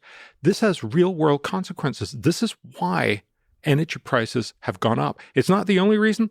COVID also, certainly the war in Ukraine, but this is an underlying systemic reason why fossil fuel costs will go up dramatically. Now, a lot of Greens will sort of tend to say, well, that's great because, we want fossil fuels to be expensive. We want people to be forced over to renewables. But that's very easy to say if you're rich. It's the kind of thing that New Yorkers will say, when you go to rich, well-meaning green New Yorkers and say, yes, gasoline should cost $20 a gallon. Well, you don't have a car. You just ride the metro. It's very easy for you to say that. But lots of people, both in the rich world, but, in poor parts of the U.S., but all around the world, their lives are basically dependent on fossil fuels. And so the idea that we're going to get people off by making it so expensive that it becomes impossible for them to live good lives is almost morally reprehensible. And I think Alex has the right point there. We need to get people to realize we're not going to get off fossil fuels anytime soon. So we need reasonably affordable fossil fuels for most of the world. And that's, of course, why we need to focus so much more on the innovation so that we can get to the point where we no longer need fossil fuels as soon as possible. But to say to everyone, look, we're going to make fossil fuels expensive way before we have the solution is just terrible. And so much is on the rich countries of the world. I did a conversation recently with Johan Rockström, who's a famed sustainability scientist in Stockholm, actually Potsdam now. Right. And he's come up with the idea of planetary boundaries. There are lots of things he has said that I, as a journalist, I'm still looking into about that. Planetary boundaries? Yeah, that there are limits to what Earth can absorb in our use of water, phosphorus, our carbon dioxide loading in the atmosphere. There are these boundaries. If we cross them, we're in a hot zone, a danger zone. Right. He's an interesting thinker. But on this point, last year at the Glasgow climate talks, he gave a very important talk about the equity thing here, that he basically laid out a landscape saying the rich nations of the world need to greatly ramp up their reduction of emissions or what they're going to pay poor countries to do, to allow poor countries, some of which have fossil resources, like in Africa, to have the carbon space to own whatever space or time is left to be able to develop their fossil fuels as a fundamental right. Because also they're starting from this little baseline. Ghana hasn't contributed squat to the global warming problem in terms of emissions. Ghana has natural gas. And right now, this month, the environmental groups are outside the World Bank tonight, saying this was on their list of dirty projects. The World Bank should stop financing Ghana's right to get gas out of the ground, to develop its economy, get its people less poor, make them more productive, innovative parts of humanity. To me, that's really reprehensible. One of the other projects on their list, as a World Bank kind of gotcha, like how dare they give money, was for a fertilizer factory in Bangladesh that is designed to get 3 times as much fertilizer from the same amount of natural gas as the old plants that are now dormant.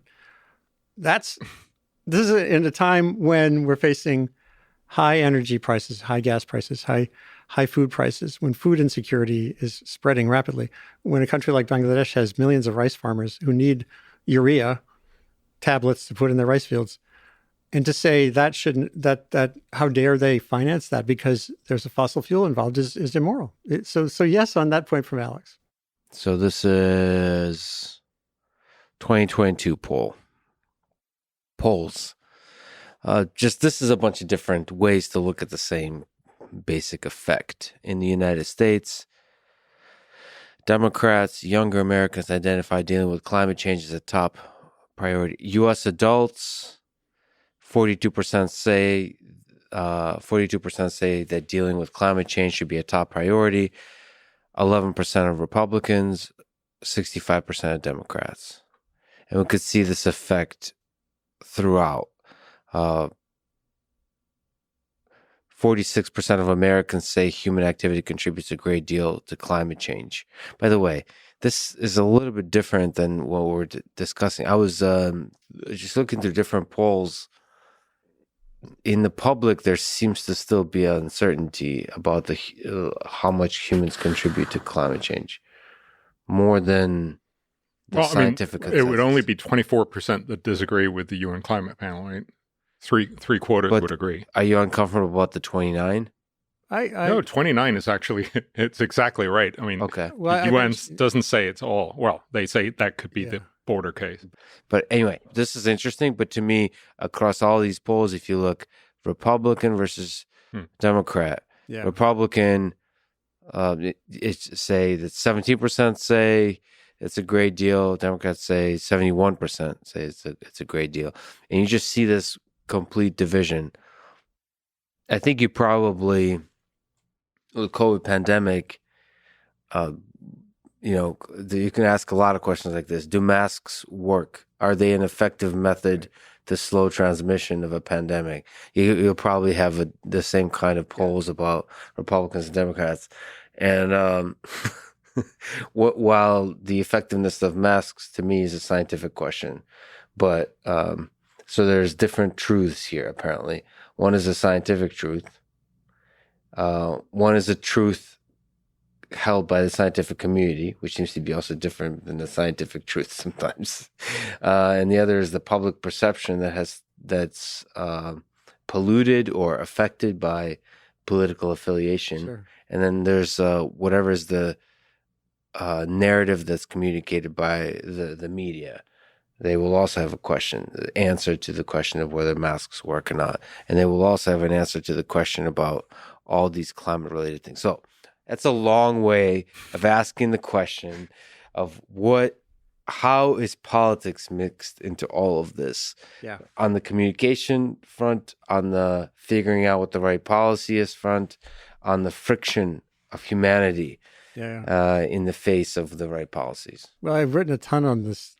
After I had that conversion about the social science in 2006, I began digging in a lot more on how people hold beliefs and what they do as opposed to what they think, and questions about polling.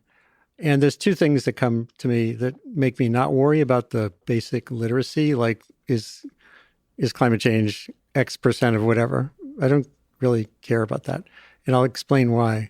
For one thing, more science literacy, more basic literacy, like what is a greenhouse gas, all that stuff. Dan Kahane, Kahan at Yale, he's actually at Yale Law School. The last decade, he did all this work on what he calls cultural cognition, and he did studies that showed, how what you believe emerges based on culture, based on your background, your red, blue, where you are in the country. And one of the really disturbing findings was that the people who have the most basic science literacy, like who know the most about greenhouse effect or whatever, they're at both ends of the spectrum of views on climate, dismissives and alarmed. Mm-hmm. Steve Koonin, as I mentioned, is a good example. He's a brilliant physicist, and he knows all the science, and he's completely at the end of skepticism. Will Happer, who was close to being Trump's science advisor, was even more out there. And they're both on the Jason committee that advises the government on big strategic things. And people who are really alarmed about it also have the same belief. So as a journalist, I was thinking, do I just spend my time writing more explanatory stories that explain the science better? No. Do I dig in on this work to understand what brings people together? And then these same surveys, the same science shows you, if you don't make it about climate, among other things, you don't have to worry about this anymore. If you Google for no red-blue divide climate Revkin, you'll find a piece I did with some really good graphs. Essentially, it shows that in America, this is the Yale group again, their climate communication group. There's no red-blue divide on energy innovation, none. We need more climate energy, clean energy innovation. There wasn't even a divide country by state on whether CO2 should be regulated as a pollutant. But it's all like, what are the questions you ask? If you ask about innovation, if you ask about more incentives for renewable power, Oklahoma, Iowa, I did a piece when I was at ProPublica showing that the 17 states that were fighting Obama in court over his clean power plan the majority of them were actually meeting the targets that the clean power plan had, because they're expanding wind power already, not because of the climate, because it makes money sense and energy sense. So you don't think there's a political divide in this? There is on climate, if you call it climate. If you say it's a climate, do you believe in the climate crisis? You're not asking, what kind of energy future do you want in your town? And so if you ask that question, the polarization goes away. I guess what I'm asking, is there polarization on policy? No, well, there, again, the bipartisan infrastructure law that was passed last November, that was bipartisan. All of Congress said yes. And that's $1 trillion, several hundred billion of which are for cleaner energy and resilience. Yeah, but but it's not a climate bill, and it wasn't a tax. It's incentives. So the word climate and similar words are just used as part of the signaling, like masks. It's Absolutely. It's not. Dan Kahan's work, the guy at Yale, he really demonstrated powerfully abortion, gun rights, climate, and a more parsed level, nuclear power has enduring camps that for and against. Why do the camps form? Some of it's cultural cognition. It's how you grew up. It's what you fear. There's no common human frame for. Is it because of like folks, like certain individuals, like Al Gore? Like he would make a film. He cares about this thing. He's a Democrat. Therefore, I hate this thing. Therefore, I don't like this thing. Yeah. Oh, sure. Yeah. When people get attached to an issue, if that's what pops into your head when you hear climate, then, and it got politicized. It became emblematic. And the whole vaccine thing. I mean, I'm not American, so I should stay a little bit out of this, but I think it seems to me that a lot of the thing that people believe and talk about is really about what they worry that will lead to in terms of policy down the line. So a little bit like, do masks work? I'm sort of imagining, I don't know whether this is true, but I think part of it is if I say masks work, they're going to force me to wear it for the next year. So it doesn't work because then I don't have to wear it, kind of thing. That it's really, you're looking much further down the line. And certainly on climate, it seems to me that a lot of the people who say it's not real, it's not because they don't know of course it's real, but it's that they don't want you to then come and regulate it really heavily. Yeah. So it's because they don't like top-down government. Yeah, and also because they don't want another tax, and there's lots of so it's really, it's not a science, it's not a straight science question. It really is a question of what do you want to do, and that's where I think, Andy, you're much more right in saying we should have that discussion. So what do you want to do? Because that will be a much easier conversation to say, do you want to do really smart, cheap stuff, or do you want to do pretty dumb, expensive stuff? When you put it that way, you can get most people on board. Of course, it's not as simple as that, I know. And it gets back to what you said earlier, that, again, you talked about collaborative cooperation or whatever. There's a guy at Columbia, Peter Coleman, who runs this thing called the Difficult Conversations Laboratory. Yeah. Yeah, that's awesome. And when I first heard about it, I was like, oh, man, we need that, And his background's psychology and conflict resolution, mostly at the global scale related to atrocities that countries are trying to get over. And there's a science to how to hold a better conversation. As you, either through experience or whatever, you could, if you hold a debate, like I wouldn't want to be in a debate with Bjørn. We could find lots of things we disagree on, but that takes it back to the win-lose model, right? That's not how you make progress. And what Peter, what I learned, absorbed from him, Peter Coleman, because I was thinking like, we need room for agreement. I need to build a room for agreement. My blog and at the Times, and then the stuff I do now, it's like, how can we talk and come to agreement? He says, no, you don't want agreement. You want cooperation. That allows you to hold on to your beliefs. But we can disbelieve it. We can disagree on all these things, but let's cooperate on that one thing. And that's a really valuable distinction that's needed so much in this arena because, as I said earlier, you can parse it right down to the whole menu of things Joe Manchin wanted, transmission lines. Now we're going to have big fights over transmission lines. We've got billions of dollars to spend expanding America's grid. And every community in America is going to say, not here. So how do you foster a federal, local dialogue that allows that to happen if you want to have any hope of a better grid?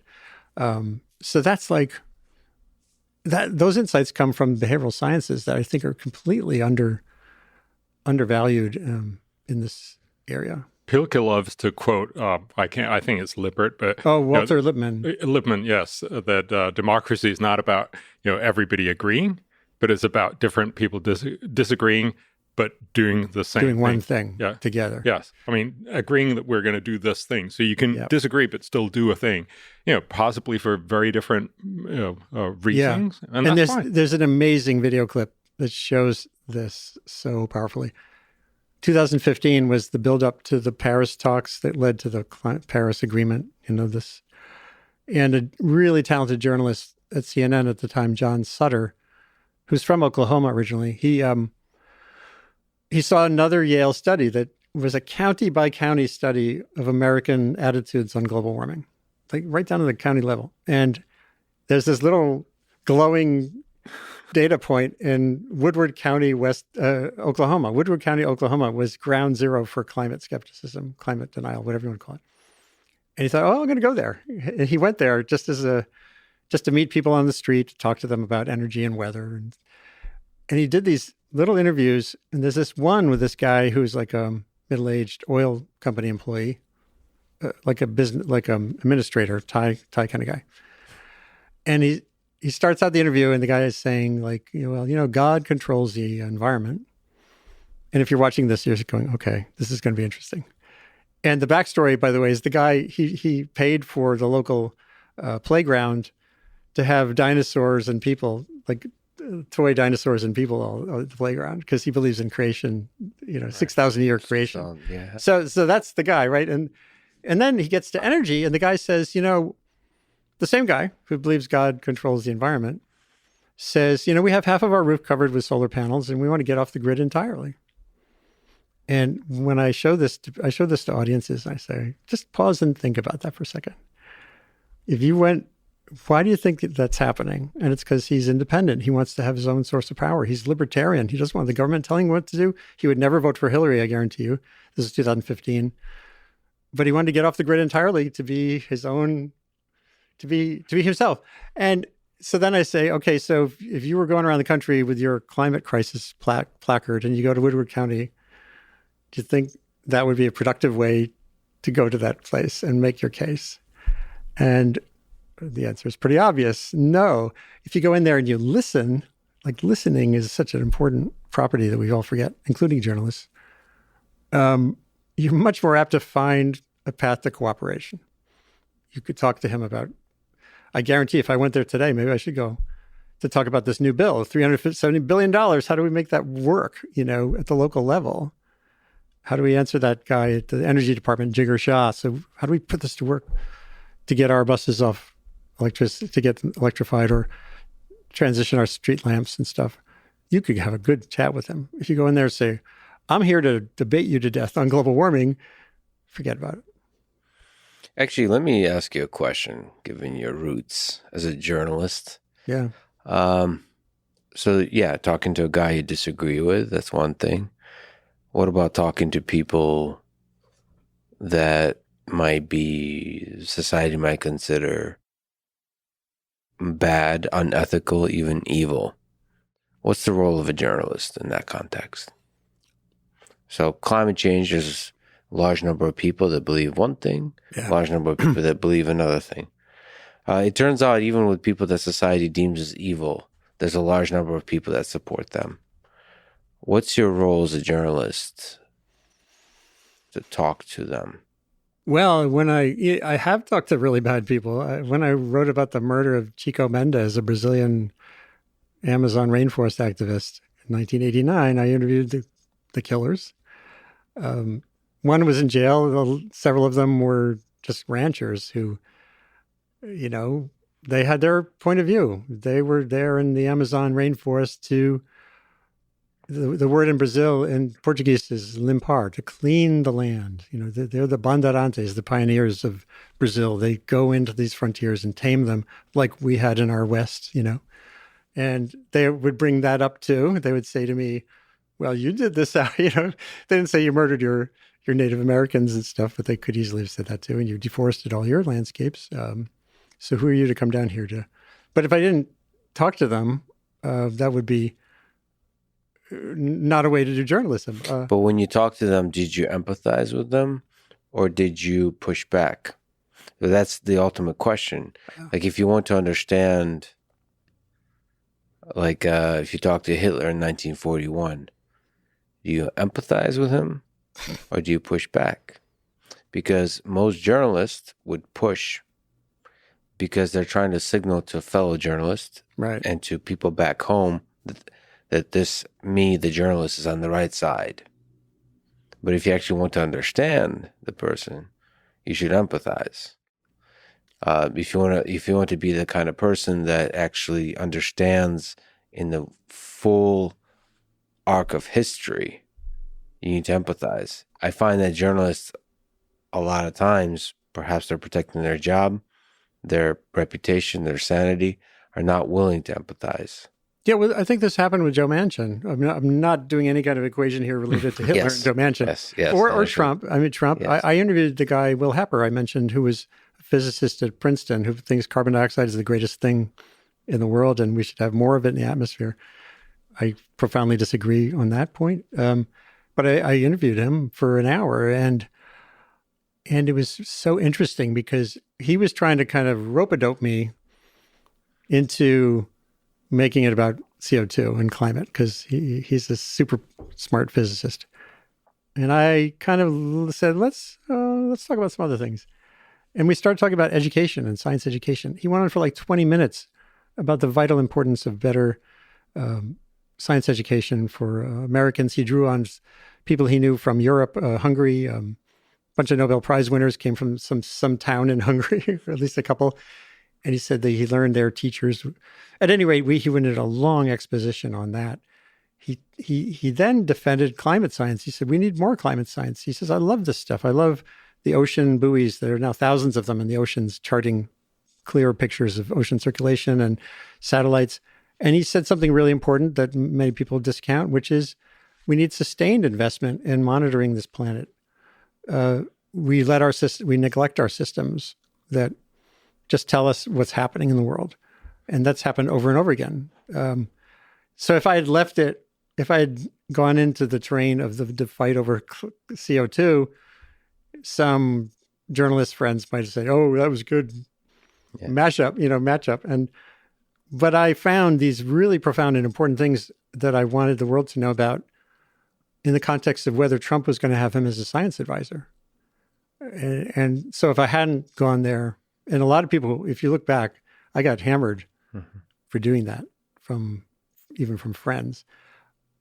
And then later, John Holdren, who had been Obama's science advisor for 8 years, he said, I would rather have Will Happer as Trump's science advisor than no science advisor. In other words, there's a landscape of things that are important. He recognized that Happer is really smart about defense and all kinds of things too. So it's like you do have to sort of screw up your courage, but then not necessarily get into it's like with the guy in Oklahoma, if you go in looking for the differences, you'll find them. You can amplify them. You can leave with this paralyzed sense of nothing having happened that was useful, or you can find these nuggets. Everyone is a human being. Mm-hmm.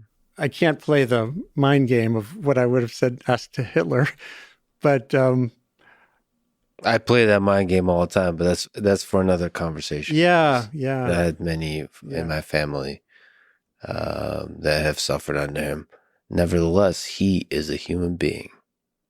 Yeah, and people sometimes caricature Hitler, saying like that's when you mention Hitler, the conversation devolves at a certain point. But I don't agree. I think sort of these extremes are useful thought experiments to understand, because if you're not willing to take your ideals to that extreme, then maybe your ideals need some rethinking from a journalistic perspective, all that kind of stuff. A number of years ago, my wife and I were with our veterinarian, who was German-born, Dr. Bach, B-A-C-H. We were talking about the dog and stuff, and then we were talking about Trump, and he just mentioned in passing, he said, my mother voted for Hitler. Wow. That hit me like a brick. Yeah. Because it was so... Yeah. These, at the very least, understanding how pathways that lead to people doing things like he did and ordered is essential. And the only way to understand that is to dig in and ask questions and get uncomfortable. It still makes my hair prickle when I think back to him saying, my mom voted for Hitler. That somehow makes it super real. Like, yeah. Wow. Yeah, there's elections, there's real people living their lives. And exactly. Struggling with a broken economy and all kinds of things. Having their own little personal resentments and all that kind of stuff. Yeah. Let me ask you about presidents, American presidents. who had a positive or negative impact on climate change efforts in your view? Clinton, Bush, Obama, Trump, Biden, or maybe you could say that they don't have much of an impact. So like in public discourse, presidents have a kind of maybe disproportional, like we imagine they have a huge amount of impact. Yeah. How much impact do they actually have on climate policy?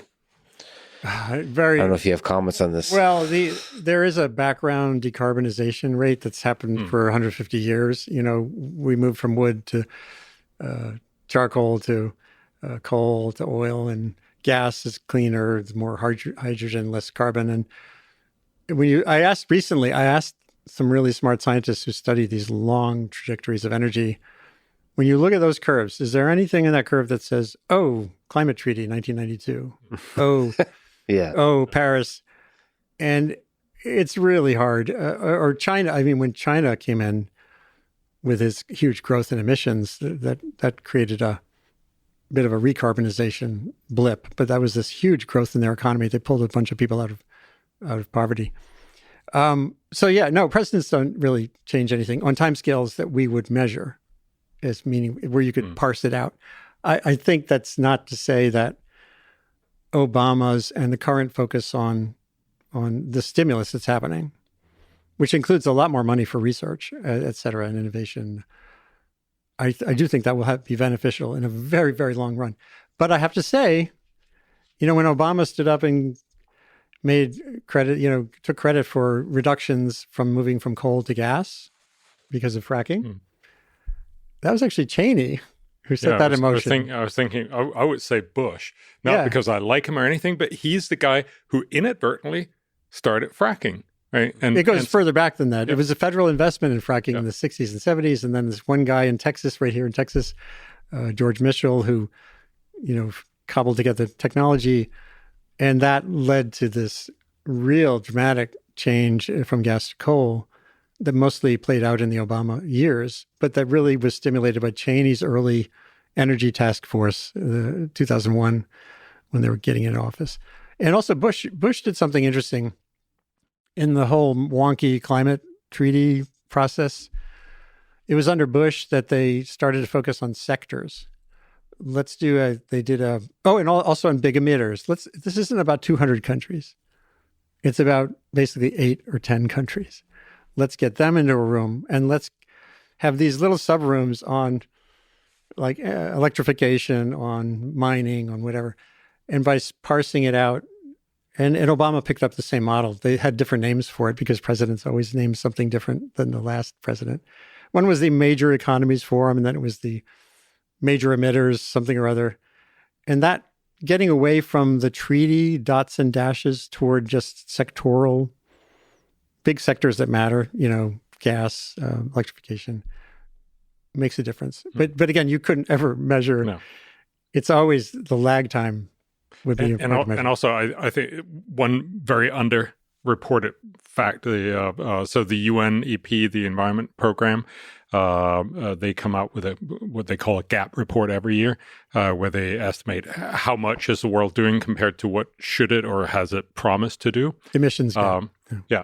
And in 2019, so just before COVID hit, they actually did a survey of the 2010s. So the last big sort of report on how well are we doing.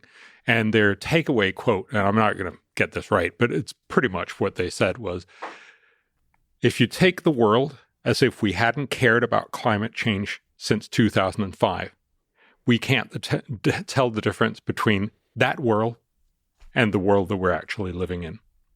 So despite the fact that we've had 10 years of, immense focus on climate and everybody talks about it, and the Paris Agreement, which is perhaps the biggest global sort of agreement in what we're going to be doing, you can't actually tell.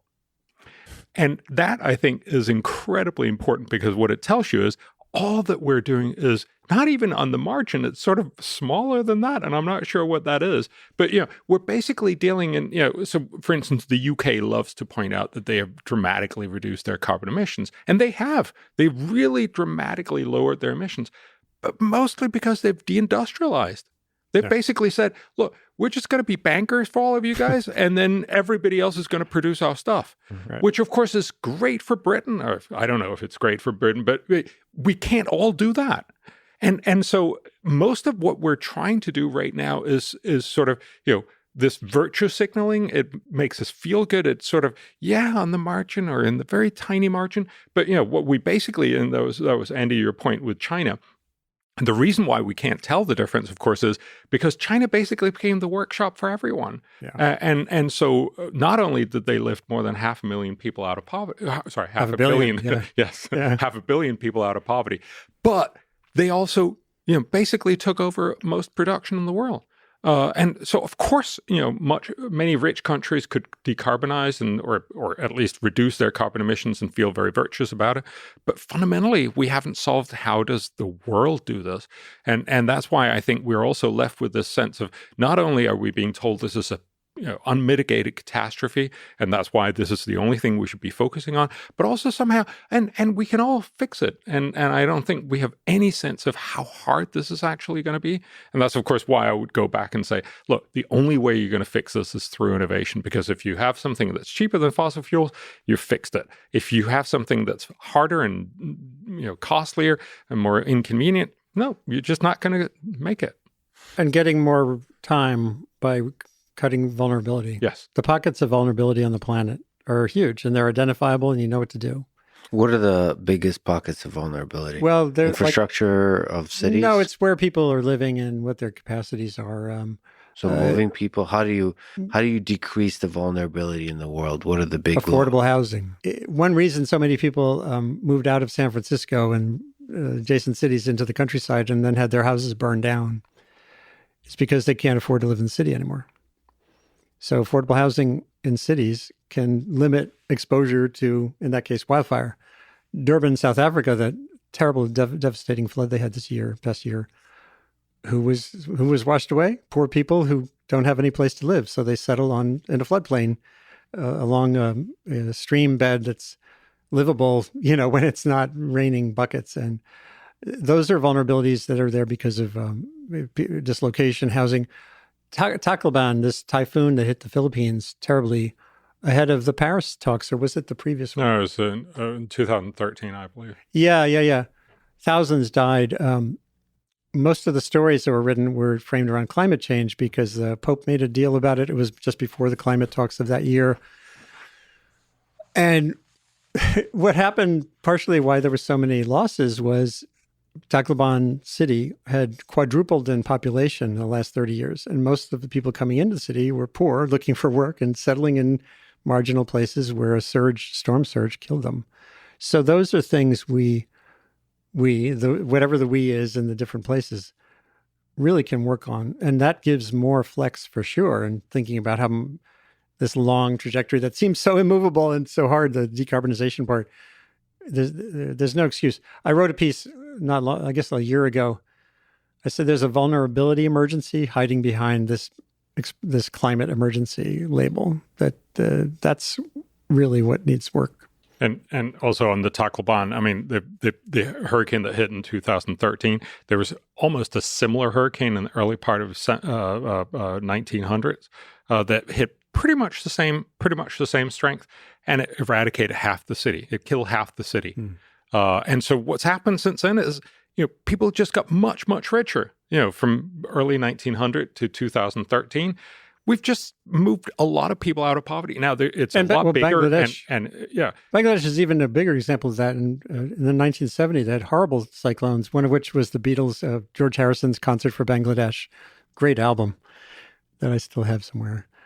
What's Hundreds the album? of thousands. He did a fundraising concert, the Concert for Bangladesh, after this terrible cyclone tragedy hit Bangladesh, and I think there were several 100,000 who were killed, and a couple like that around that time.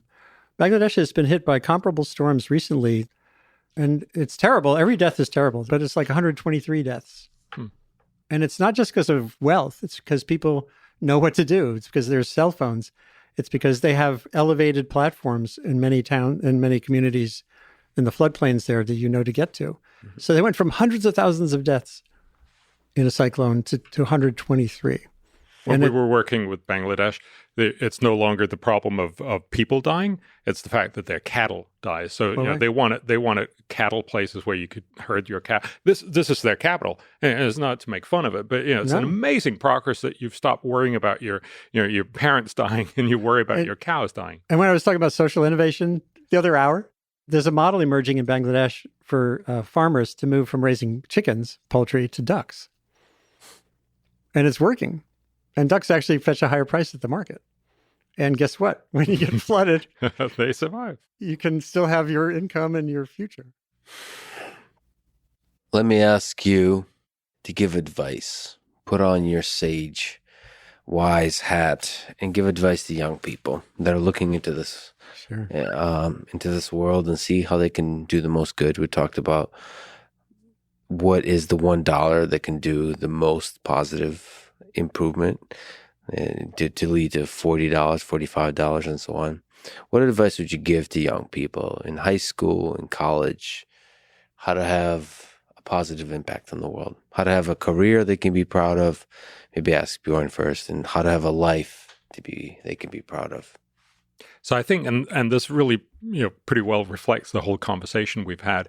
We've got to sort of take the catastrophism out of the climate conversation, and this really matters because a lot of kids literally think that the world is going to end pretty soon, and that obviously makes any other kind of plan meaningless. So first of all, look, you're not going to die. That poster that a lot of kids have, you're going to die from old age, but I'm going to die from climate. No, you're not. Yeah. You're going to die from old age, and you're going to die much older, very likely, right? Yeah. So the reality is the world has improved dramatically, and it's very likely to improve even more. So the baseline is good. This is just, the facts. Then there's still lots and lots of problems. And what you should do as a young person is stop being, paralyzed by fear, and then realize what you can do is basically help humanity become even smarter. There's a lot of different places you can do. I mean, the obvious thing when you're talking about climate is, what if you could become the guy that develops fourth generation nuclear? It's very likely something that neither of us know anything about right now, but develop the energy source that will basically power the rest of humanity. How cool would that be? That's one of the many things you could do. But again, also remember there are lots and lots of other things that need solutions. So what about you become the guy that makes or the girl that makes the social innovation in Tanzania or in Kenya? Or what about if you become the person who finds a way that is a much cheaper, more effective way to tackle tuberculosis? Right now, it needs 4 to 6 months of medication. That one of the big problems is once you pop the pills and you're fresh, it's really hard to get people to do it for the other 5.5 months, right? And you need that, otherwise you actually have a big risk of getting multi-drug resistant tuberculosis, which is a real scourge on the earth. So what if you develop that? So the truth is, not only can your life be much better when you sort of ditch that doomerism, but it also becomes much more possible for you to be a positive part of making sure that you do that progress. Why has the world improved so much? Because our parents and grandparents, they made all this work. This was all their innovations and a lot of hard work. And I'm incredibly grateful that they've done it. But now it's kind of time to pay back. So, you got to do this for our grandkids. You got to make those innovations, make those policy opportunities that'll make the world an even better place. Totally. And to me, there's never been a better time to be effective as a young person, because the internet, connectedness, you can brainstorm with someone in another country just as easily as you can brainstorm with someone down the block. When we were kids, as I said earlier, with my pen pal, was letters taking weeks to come. And so the key properties, ideally, that young people would do well to cultivate are, certainly adaptability, because change is changing. Not just, the rate of change is changing. These layers of change are all piling up on each other. having an ability to understand the information environment is a fundamental need now that wasn't a need when we were growing up. We read a few newspapers. My dad would turn on the nightly news, and Walter Cronkite would say, "That's the way it is." He would say, "That's the way it is." And that's so not the way the media environment is now. So courses in media literacy should be kind of fundamental parts of curricula from like kindergarten on, or parents can do the same thing. There's a woman at URI, University of Rhode Island, Renee Hobbs, who teaches a course in propaganda literacy. And she said, the history of the word is not bad. Propaganda could be good. It's for the church. Yeah. She did a wonderful chat with me. She laid this out, but understanding when it is propaganda, like the tobacco, there is hopefully a difference between that and that, right? Cigarette ads and journalistically acquired information. So a key to everything Bjørn was talking about too is just understanding how to not be sucked into this information environment and spit out as a paralyzed, doomist entity. Because once you have an ability to step back, then you can use Twitter or whatever you're on to find people who might have a skill set you don't have that is something you need to do to incorporate, to harness, to do the thing you want to do in the world. Finding your way to make the world better. And it can have nothing to do with climate, but if it makes a few more people's lives better, then overall you're leading toward better capacity for all this stuff. So that, and then the climate problem, the prismatic giant nature of it is what makes it so daunting, but it's also what gives everybody an opportunity. Like there's something for artists, scientists, poets, everybody needs to get into the game. I just spent some time with Kim Stanley Robinson, who wrote that book, Ministry of the Future, which is this sprawling novel about a worst case outcome where everyone in India is dying. So fiction can help experiment. Different kinds of fiction, different kinds of arts can help us sort of experiment with what the future might look like in different ways and just get started. And the other thing, unfortunately, that's needed, I think I first said this in 2008 when someone asked me something about climate. I said, weirdly, you have to sort of have a sense of urgency, but a sense of patience at the same time. Like, just roll those words around in your mind. Like, what does that mean? Urgent and patient. How could that possibly be? But actually, it really is the reality. There is an urgency with this building gas that's cumulative, that doesn't go away like smoke when it rains. And every year that happens, it's adding to risk. And you can kind of wake up completely freaked out urgent.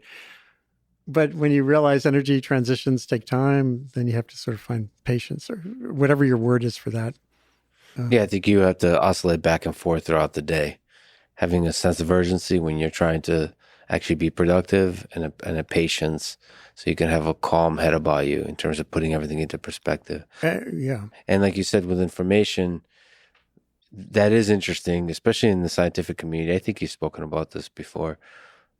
That there is some responsibility, or at least an opportunity for scientists to not just do science, but to understand the dynamics of the different mediums in which information is exchanged. So it could be Twitter for a few years, then it could be TikTok, then it could be, I'm a huge believer in the power of YouTube.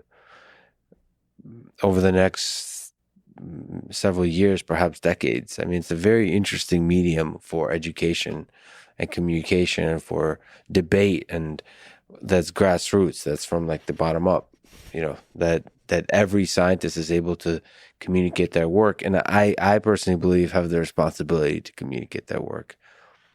If anything, the internet made me realize that science is not just about doing the science. It's about communicating it. Like that, this is not some kind of virtue signaling on my part. No. No, like I feel like if the tree falls in the forest and nobody's around to hear it, it really didn't fall. Like that's not, there should be a culture of, we have at MIT, there's a place called the Media Lab. Yes, sir. Where they really emphasize, like you always be able to demo something, to show off your work. They really emphasize showing off their work. And I think that was in some part criticized in the bigger MIT culture, that That's like being focusing too much on the PR versus doing the science. But I really disagree with that. Of course, there's a balance to strike. You don't want to be all smoke and mirrors, but there really is a lot of value to communication, and not just sort of some broad. You almost don't want to teach a course on communication because by the time you teach the course, it's already too late. It's always being on top of how, what is the language, what is the culture and the etiquette, what is the technology of communication that is effective. Yeah.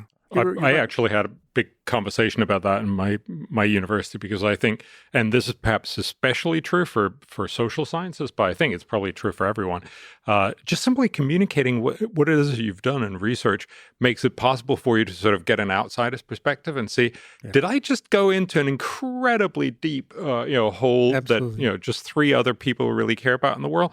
Or is this actually something that matters to the world?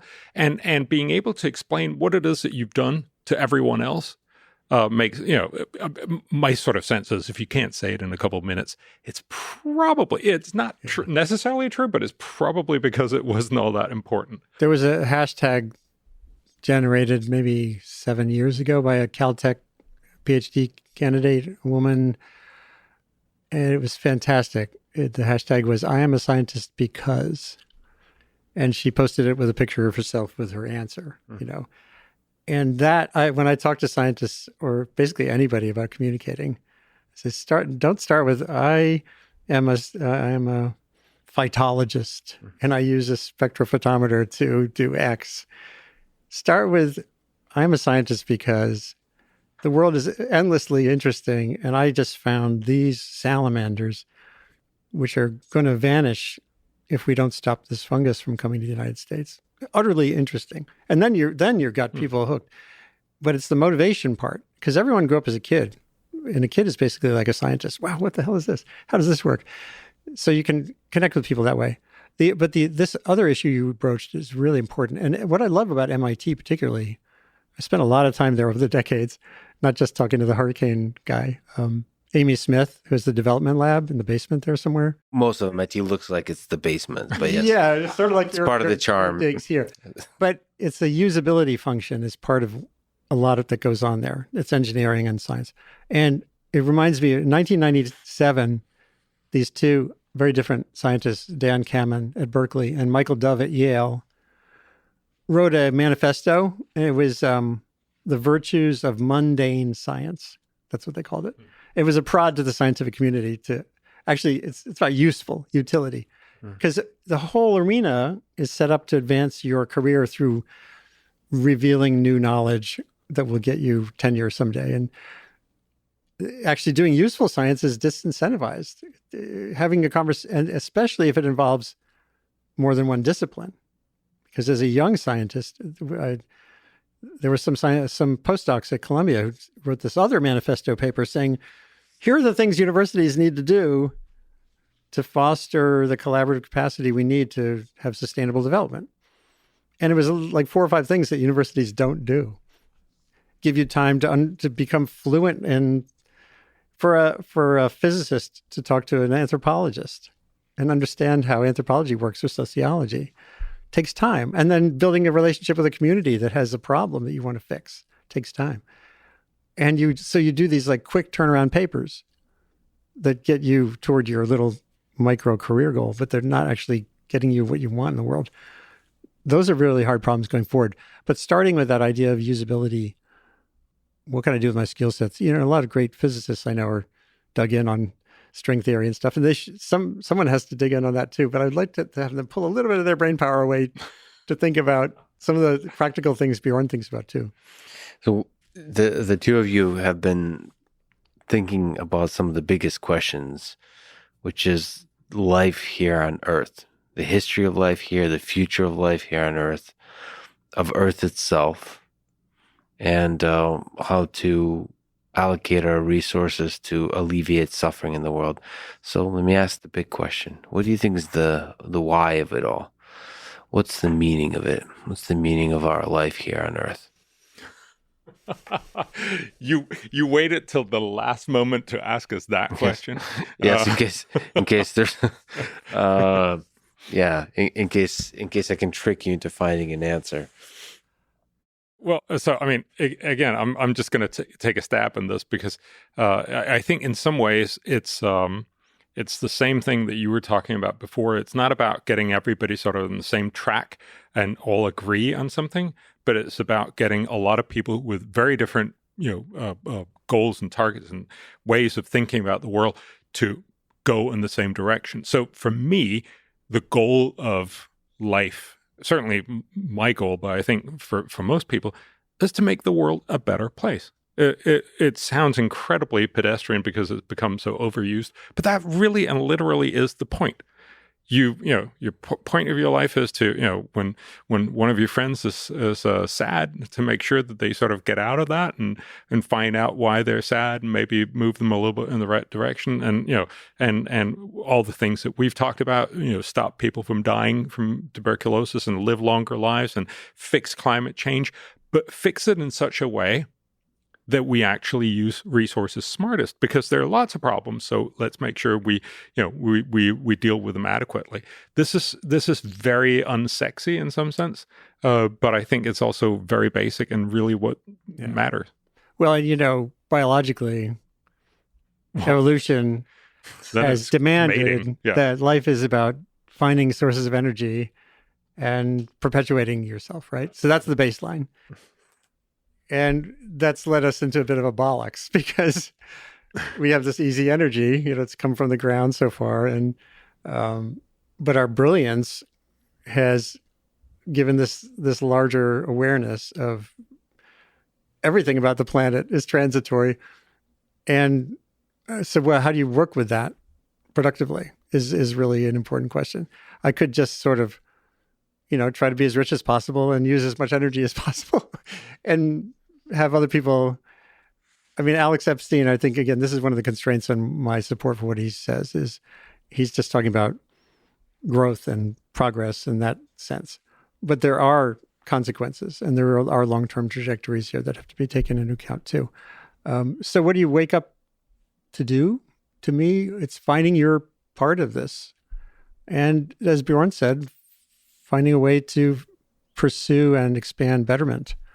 When I was at Pace University for 6 years, and one of the courses I launched there was called Blogging a Better Planet. And it was for grad students mostly in communication. It wasn't an environment, it wasn't like Better Planet, like Save the Climate. But my task for the students was to blog about something they're passionate about, first of all, because you can't do this, just like you can't do your conversations if you don't wake up in the morning wanting to do what you're doing, right? Mm-hmm. You're doing this. I used to call myself a selfish blogger because I was learning every day. I still am. I love this. I would not, my wife laughs.